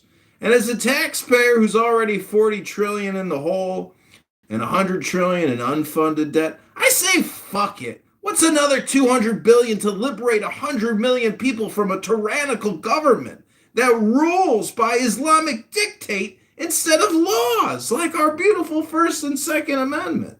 So Rabbono Shalom, it's another Shabbos miracle. I'm just so happy this room's been going on for so many days.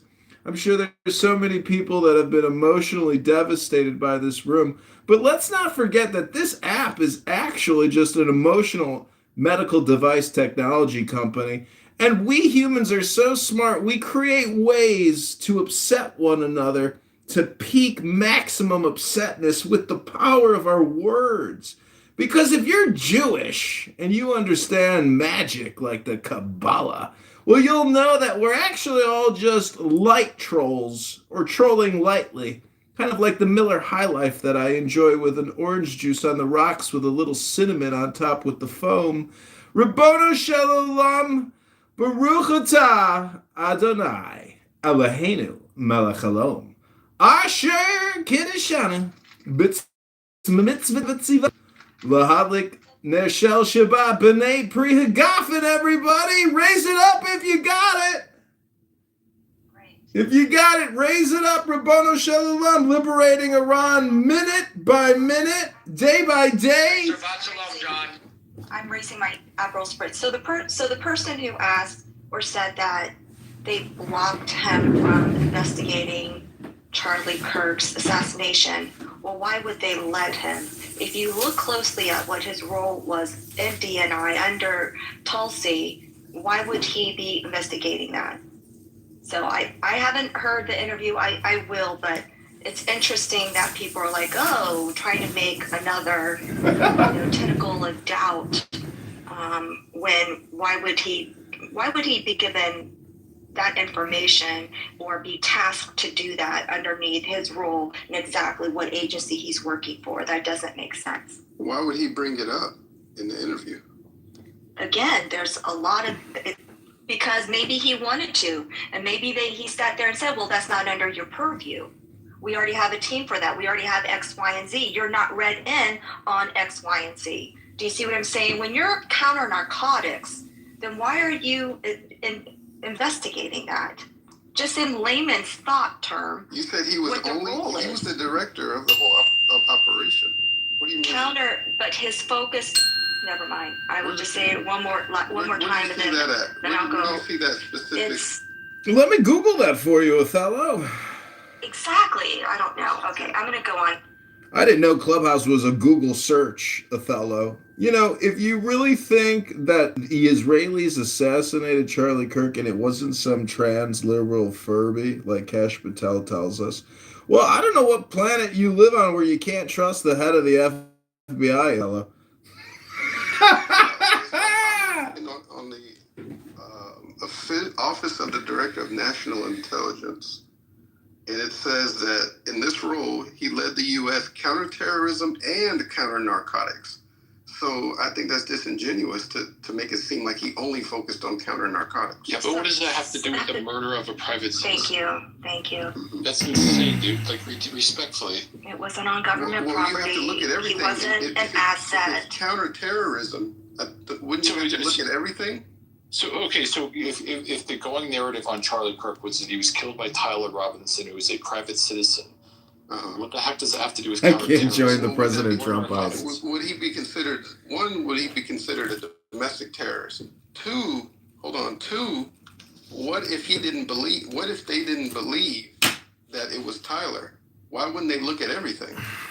Right, but again, if what you're saying, you're speaking in double speak here, which is, let's just say the running government narrative from the FBI is that Charlie Kirk was killed by a private citizen.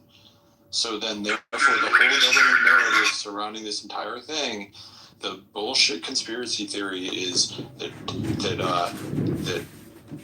they're trying to cover up, and their story is that he was killed by Tyler Robinson, and this guy's in the government. He's going, this is not true. I think it was really by Mossad. I think that Charlie Kirk was really killed by Mossad. Then don't you think it would be in their best interest to be like, yeah, you need to go another direction? Again, I don't believe that this to be true. I believe that Charlie Kirk was killed by Tyler Robinson and not by Mossad. But let's just say, for the sake of argument, that I did. Then wouldn't the government have every single reason to step in to a guy who's a counterterrorism expert and a drug expert or a narcotics expert and say, hey, there's nothing to see here. This doesn't have to do with counterterrorism. This doesn't have to do with you. This is not in your purview. No, but I understand that, Phil. Why was he blocked?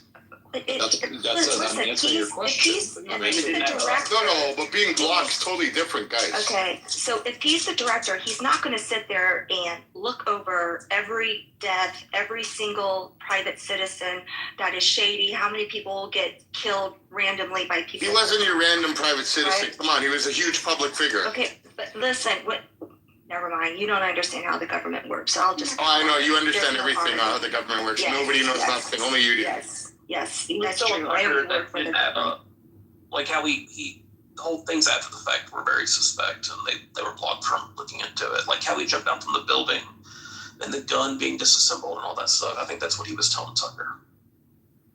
Sure, and you can believe all of that and still acknowledge the fact that this guy who's snooping around the government, who's in counterterrorism and narcotics, and then goes after Charlie Kirk, that somebody in a higher up position might go, yeah, you don't have the purview to go anywhere near that, and then he gets blocked from that. That seems pretty Chloe wanted me to read for PTR to the room. You guys see it? Let me look. Okay. Jeff, this is Joe Kent's tweet on, when was it? I'm going to try to find the date here. 1/8/20. 20 what? You know, like I'm missing the rest of the year. August. It's August. Oh, this past August.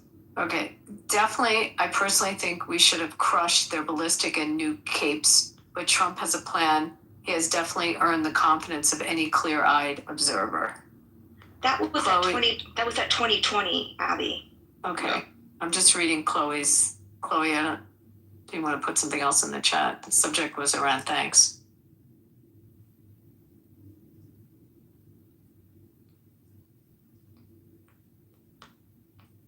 I mean, there's all kinds of inconsistent tweets.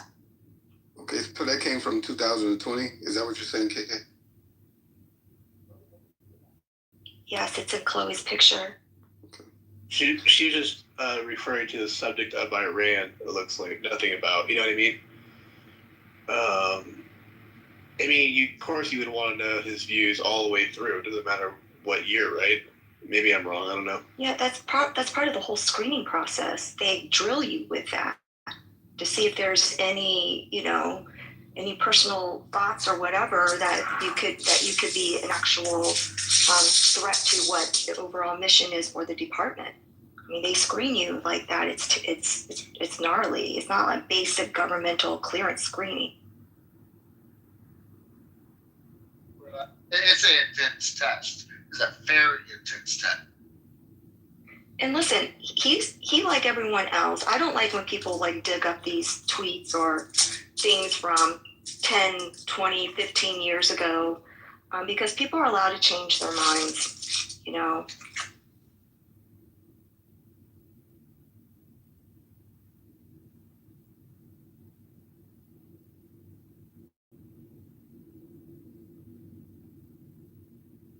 So I'll go listen to the Hunter Kent interview.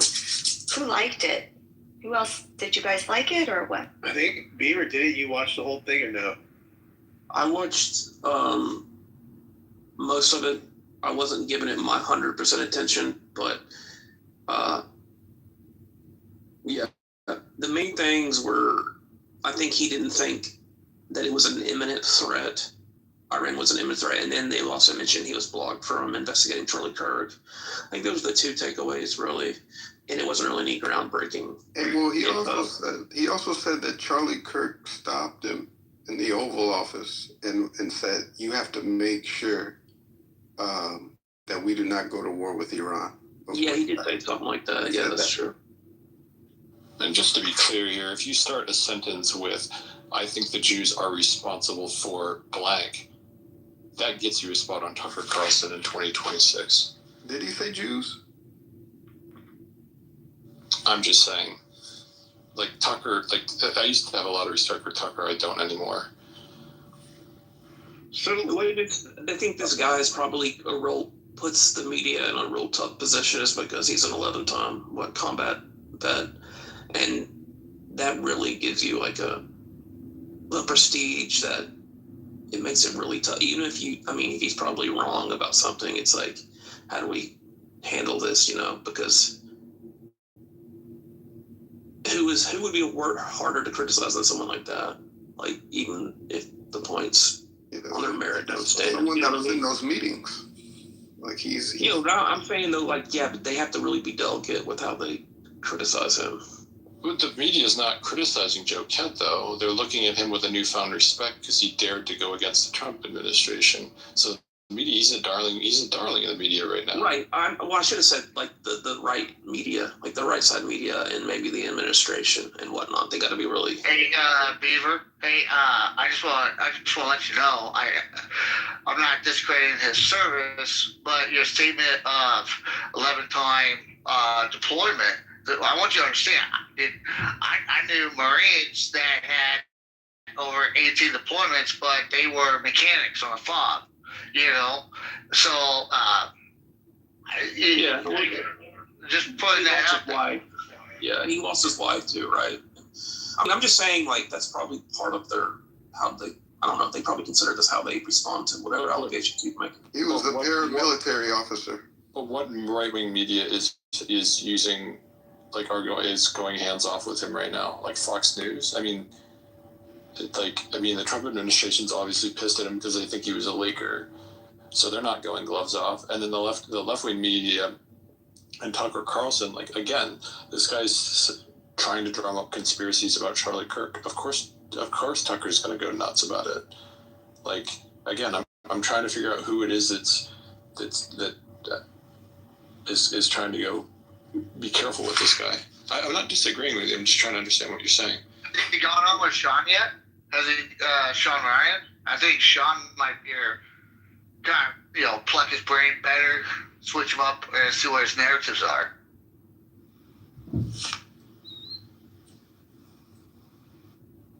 Obviously Tucker is anxious to have this guy on. He's going against the Trump administration, and Tucker has been very, very openly against the war in Iran. So this guy's going and again, the mainstream media, your CNNs, your kind of legacy media. Of course, they're going to be excited about this guy.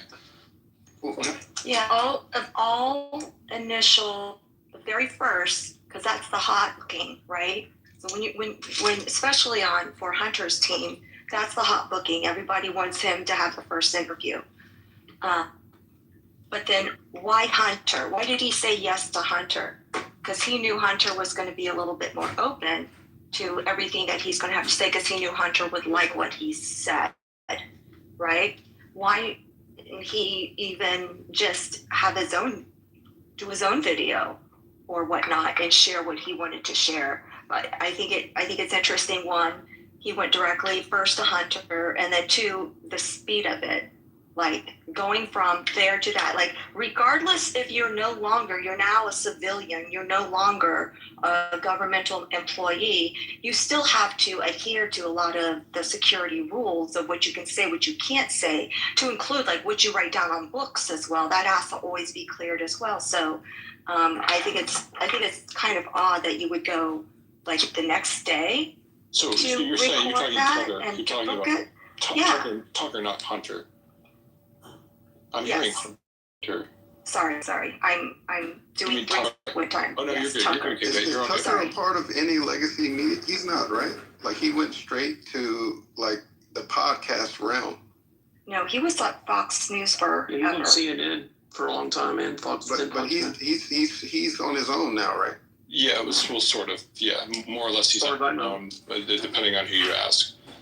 But yeah, more or less he's on his own. He went straight to a podcaster instead of going through legacy media. I would be very hesitant to call Tucker an independent journalist at this point, considering who he's allegedly taking a crap load of money from. Cough, Qatar, cough. Well, no one saw this coming. This is almost like if Kash Patel would have defected, which I don't think he ever will. Didn't he make a book of himself as some dragon protecting Trump? I don't think he'd ever do that. I got a question.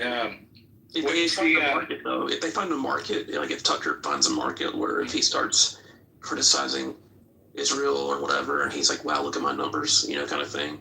Or Candace Owens, and they find this niche. Like, I mean, that could explain it. Sorry, go ahead, Father. The numbers are he's generating big numbers because it's sensational. It's not any different than the National Enquirer. What are you guys' thoughts on the news that I received that the CIA was wanting to kill Tucker for whatever reason? I mean, does anybody know exactly what that's all about? The CIA? Sensational National Enquirer. Where's that coming from, Father?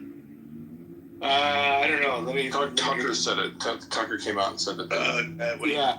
And doesn't Candace Owen also think that like there's all this the Jewish spy balloons, right or something like that? I don't know. I just wish her a yeast infection to get. If I have like all this power as a Jew, that's what I wish upon her for the rest of her life. And him, I think I wish jock itch to him. Wow. Maybe that's why Candace is going screaming. You know? You liked Tucker at one point and Candace Owen, no? Or maybe not. Just correct me. What? Did you like Tucker and Candace at one point? I mean, I used to watch him on Fox. Yeah. I always thought he was a bit smug. Like, I'm a Hannity person. I like him much more. I loved O'Reilly when he was on. I'm sure you guys can jump on me and say that he was bad, but I really liked him. I like O'Reilly. Yeah, Tucker was he was really good. And Tucker was never my favorite. I just felt he was smug. And she, I don't know. I didn't really. I mean, I was never ingratiated by it, but maybe other people were. But somehow she really shifted. She was really, really good for a period of time. So she was really bad when she started. She actually went on Rogan, and he absolutely destroyed her in a podcast. She really didn't know her stuff at all. And then to her credit, she got educated. She read a lot, got really, really interesting, and read up a lot, and became, with the Brexit movement and all this kind of stuff, was a really interesting figure in American politics. She joined with TPUSA at this point and was, I wouldn't say shadowing Charlie Kirk, but there was rumors that the two of them were together and all this other type of stuff. But anyways, she was well connected with Turning Point USA and became a lot more mainstream and became a mainstream political figure. That she joined Daily Wire for a while, and then at a period of time, you can all make your assumptions as to why it was or whatever. But she just completely went off the rails and became embroiled in sort of like. Did they have a falling out, Ben? Her and Ben Shapiro? What happened there? This way you will, but what I think ended up. Again, this is just my gut reaction, and again, this is tabloid stuff. My gut reaction is she made a move on Charlie. He refused her and ended up dating the blonde chick, and that pissed her off, and that led to their falling out. But there's a lot of speculation as to why she left. And then, obviously, like I said, she ended up with Daily Wire with Ben Shapiro's organization. So, and that ended. I loved her Kamala series. Her Kamala series was spot on. It was so good. She's done some amazing work. She really has. Kiki, did you like the Macron thing? Like, what were your? Did you like that? What was that? I'm sorry. The stuff she did on Brigitte Macron. Yes. That was good too. She brought all the receipts and facts, and I doubled down and looked into it myself, and oh yeah, she's right. Timeline. Yep. So is it a man? You think? Yeah. It's his name is Jean-Michel. Jeez. But where did these folks? Did they start creeping in the QAnon territory at that point? I kind of dish Candace Owen and Tucker Carlson probably for the most part, probably the last 2 years. I mean, no different than I dished Fox News 5 years ago. I just dished all those people because they're all beholden to something. You know what I mean? They all go like Abby's saying. It's all sensualism and clicks and money and they're not really, at some point, it's almost like they don't believe what they're saying. I mean, I don't even know. I just gave up on that. You know what I mean? At one point, it felt like they were organic, right, Ben? I mean, it felt like it was, they were really doing reporting. It was real. You know what I mean? Now they're all fighting. At that point, Ben, they were all fighting over who could be the most salacious right-winger at that point until they ran into Dick Fuentes like Candace Owen did and realized he wasn't game for it. You know what I mean? So here's my thoughts on Tucker. So Tucker was, again, we all know his background at MSNBC and then Fox and all that, and then he got fired from Fox and then started his own organization. He's actually from where I live up here in Maine, and I actually had a conversation with Pepe about this morning actually, and Tucker was really, really interesting for a period of, I don't know, about 6 months or so, because he like, it was, oh, here's a journalist who has really deep embedded ties into the Trump administration, et cetera. His son works for JD Vance. Like he's somebody who's really, really, really interesting perspectives on a wide variety of issues. And now that he's fully independent and not beholden to anybody, you can actually hear kind of a peek behind the curtain. And so that was kind of like, oh my gosh, wow, this is going to be really, really good. And he became really, really popular for that reason. He's like, I'm starting my own YouTube channel. I'm going to do this stuff. Like, it's going to be long frame kind of stuff like this. And it's going to be content around whatever it was, once a week or something like that. And he would just come out and talk about the news of the day, but doing it from a really, really fascinating perspective. And it really was much watched journalism. And I don't know at what point this happened, how far along into this process. He had the awesome opportunity to interview Vladimir Putin and fly to Russia. And when he did, it was like, okay, here's an opportunity for an independent journalist who's not beholden to a network to really ask hard-hitting questions of this pseudo-dictator in Russia. And what it was a cupcake dog and pony show for how great Russia was. I don't know how else to call it that. If you watch the documentary and come away with anything else. Yeah, I watched that. Good. You realize that the words he chooses to say over there, they can hold him. Oh, no doubt. You realize that. You're worth that. No doubt. But also with like the grocery store scene of that I think it was towards the end of it, where he talked about how lovely it was and all this kind of stuff. And then even more recently, he bought a house in Qatar, which, like, there's a bunch of other stuff where it suddenly became like, well, wait a second. The entire brand of Tucker posted Fox was the fact that he is an independent journalist, and he's not beholden to anybody. And then all of a sudden it became, wait a second, is he beholden to anybody? And who is supporting him and who is funding him? And I'm sorry, he started pushing conspiracy theories. He started pushing not just, he wasn't just quote unquote asking questions anymore. He was asking questions and pushing narratives. So again, if you like Tucker, if you want to watch the show regularly, that's fine. Ribono Shalom, is this the Tucker Carlson complaint hotline? Who did he use for a recommendation for his son? Was it Hunter Biden that he was friends with? And then he was always bashing the Biden family. Or am I misremembering this? I thought he used someone for a recommendation for his son to get into school somewhere. I know that his son is working. I know one of his sons, anyways, is working for it's a press secretary or something like that for Vance. for Vance. Thank you for the vice president. When I look at the Tucker Carlsons, when I look at the Candace Owens, when I look at the Charlie Kirks, and most recent Joseph Kent, there seems to be a growing movement of right-wingers that want to, I guess, scale back their support for Israel. And that's what I'm seeing growing on that side. So it's interesting that those two would connect, and that Othello, if it ain't Jews, it ain't news. Come on, Othello. It's fucking propaganda. They're content pushers. They push content. Let Othello finish. Othello, go ahead. Finish. And so for Joseph Kent to be in such a high position, director of counterterrorism, not just like somewhere in the office, the director of it, and to come out and push these sentiments, which at one point in time was considered crazy when Candace Owens says it, but to literally put it in his memo after being in those meetings, there seems to be this growing movement where people feel like they're not putting America first. And these are right-wingers. And I don't know what it's going to morph or form into.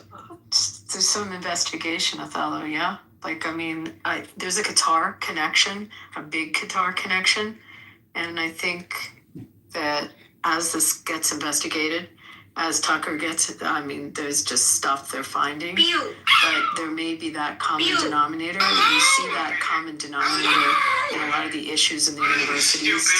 You know, it keeps coming back to Qatar and money. And I'm not a conspiracy theorist, but I can flood you with articles about this. But I think as this investigation goes forward, we're going to learn more. But there's definitely that common denominator. Yeah, can I ask the room the question? What do you guys think of Sean Ryan?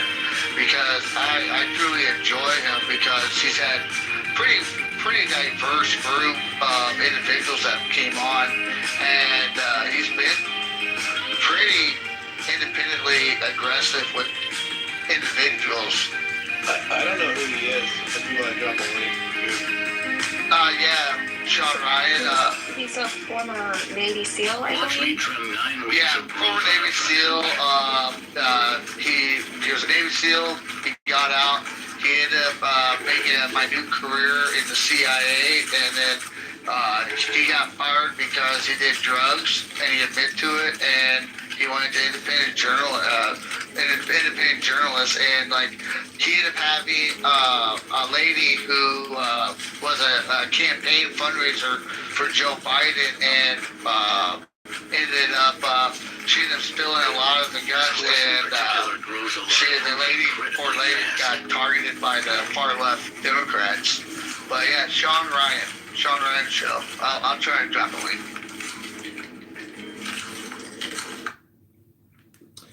See, Abby, I think you're kind of deflecting with regards to what Othello is trying to put forward. Othello, why don't you go ahead and say the quiet part out loud that you're referring to? I just noticed patterns. And this Kid thing just blew everything out of the water. You're a pattern recognition person. That's interesting. I think most people recognize patterns. Megatron, we're having a difficult time here. If you slow down just a little bit, I think we can hear you. You just start cracking up, okay? Yeah, and then try not to be so triggered. Alright, I might be restarting the room because this thing is kind of, I don't know, jacked up right now. Hey, Jack. People, not you. People have been removed at one point. I don't even know. This is from last night when I think I modded everybody. We were talking about the situation that happened last time. And it's getting weird numbers in the hallways. Like, I don't know, it just doesn't seem right. So I might just go into solo mode and just throw up a room, guys. Maybe give me like, I don't know, half hour or so. Need to do one or two things, but I appreciate it. This is actually another room that went a whole, basically almost 2 days.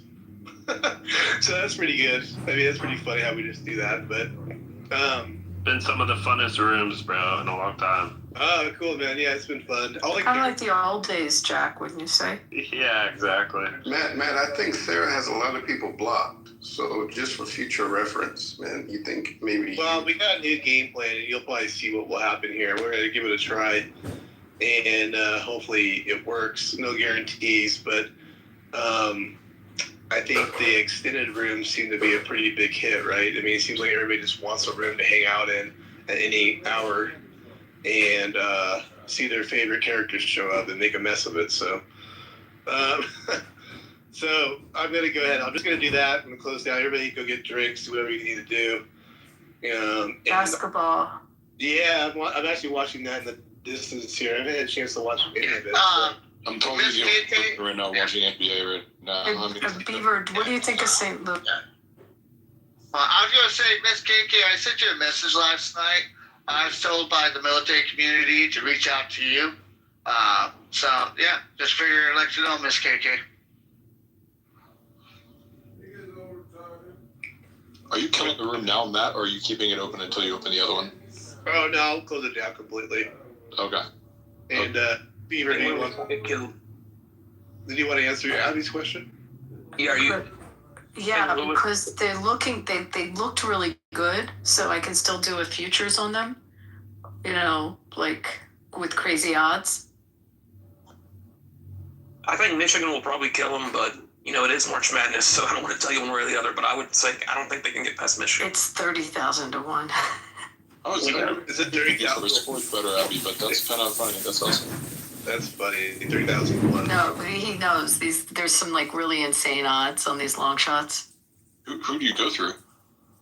Oh, either station or MGM. Okay. Fair enough. I want to let some. Played really well. I hate to interrupt, but I want to let some people in this room know that I am reporting you. And the truth is, there are words that we can't say, like the R word. And I am the R word. Cool. All right. See you guys at the next room / whatever. I'll see you then, man. Thanks. God bless, guys. Is the R word retard? I am retarded. All right, y'all. What happened with HX? Oh, is HX still there? I didn't even see him on stage. Awful, horrible, terrible. It's just so awful, bro, that you had this terrible room for like 3 days straight. There were so many awful, horrible, terrible people that came in here that just made it such an awful, horrible, terrible experience. But I'm sure we're going to meet some... Bitch ass. You're a bitch ass, Kitover.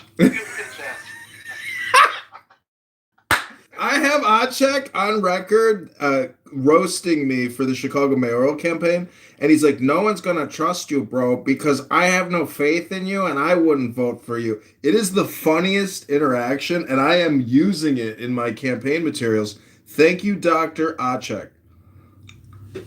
He's an amazing man. Amazing man. He's royalty on the app. He's fearless. This man is fearless. I would go to war with him. He would be unstoppable. I would promote him to a 5-star general of the South Sudanese army if I could.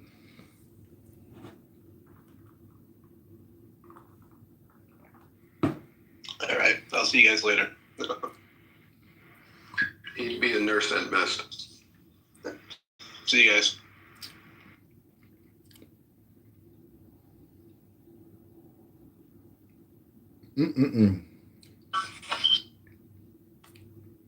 I live currently in Philly, so I congregate. Stinny, Callie, however you say it. Rabboni Shalom.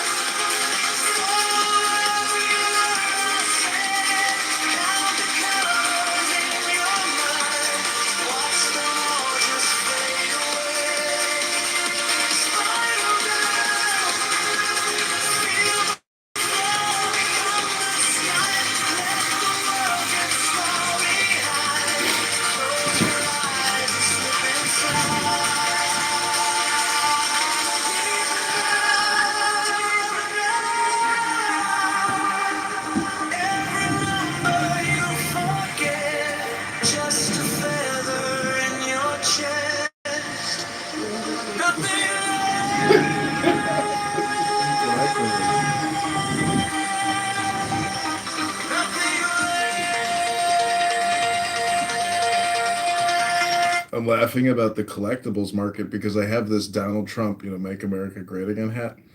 And in the future, I can already people saying like, oh, he's got that back. It's like, you don't know what a collectible is? It's called the collectibles marketplace, not the complaint marketplace. Oh.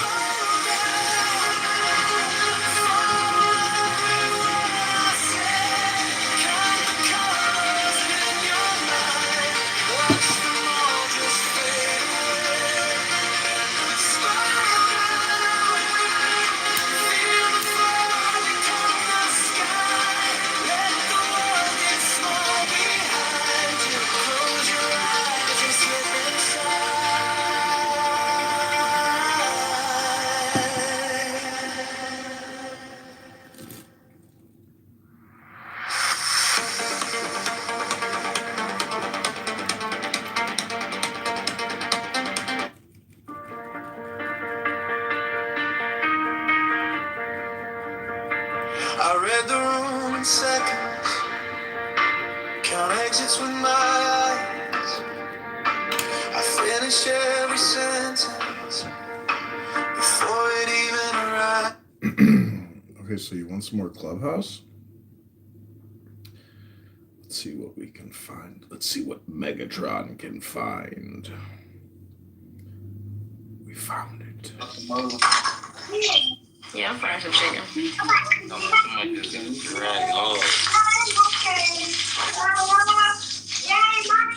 Get out here now before it's going to do some investigation of who I am. This is Megatron. Nigga, Megatron came on here with the super troll. Yo, bro, it's Friday. I get it. What's going on, Megatron?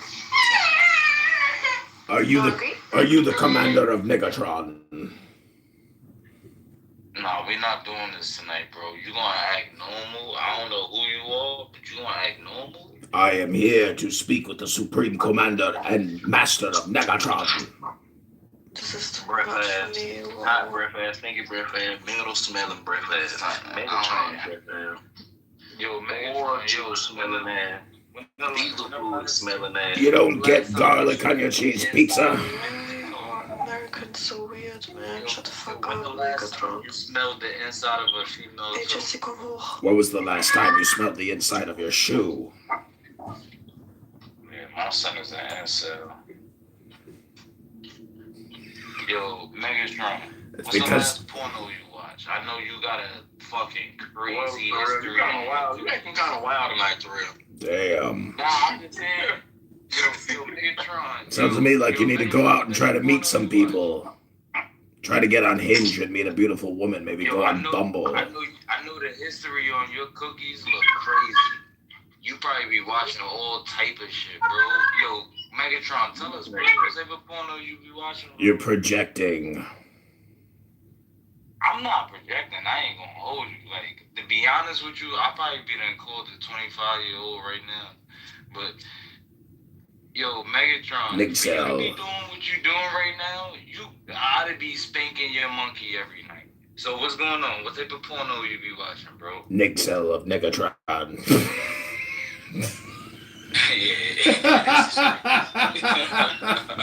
Nick Cell of Megatron.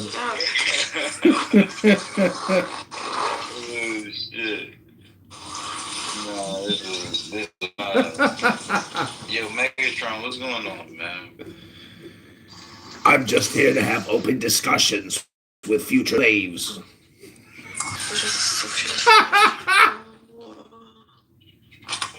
How many people in your home right now? How many people around? Name of this room is called Open Discussions. Yo, Megatron, you hear me, man? I have perfect hearing because Transformers next to you, man. You got I am from a alphabet people next to you. I am from a solar system 100,000 light years away. I have been battling Optimus Prime for the past 2 millennia. And you think that you're going to tell me on a Friday evening, you Nick Cell, that you are here for open discussions? I am here to plan for the invasion of your planet. That nigga be spanking his shit hard, bro. Yo, bro, I ain't gonna hold you. I got a few joints that you... Where you live at, Megatron? Where you live at? I was born in... He kicked me. Thank you. Too late.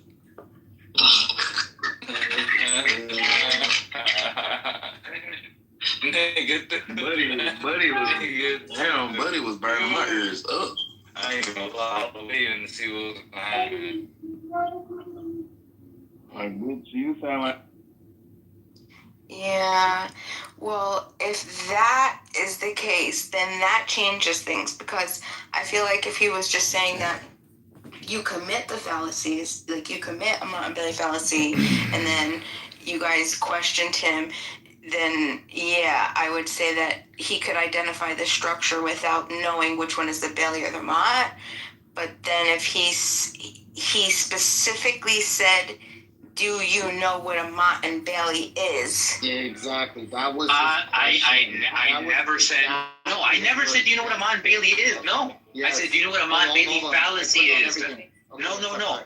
No. He said, do you know what a Mott and Bailey fallacy is? Correct. Yes. That's the first. Not what a Mott and Bailey is. Correct. He said, you know what a Mott and Bailey fallacy is? And I said, what is the Bailey? Or where was the Bailey? And he said, I don't know what a Bailey is. So, in that argument, shows the fallacy wrong. Well, it's difficult because you're. I feel like.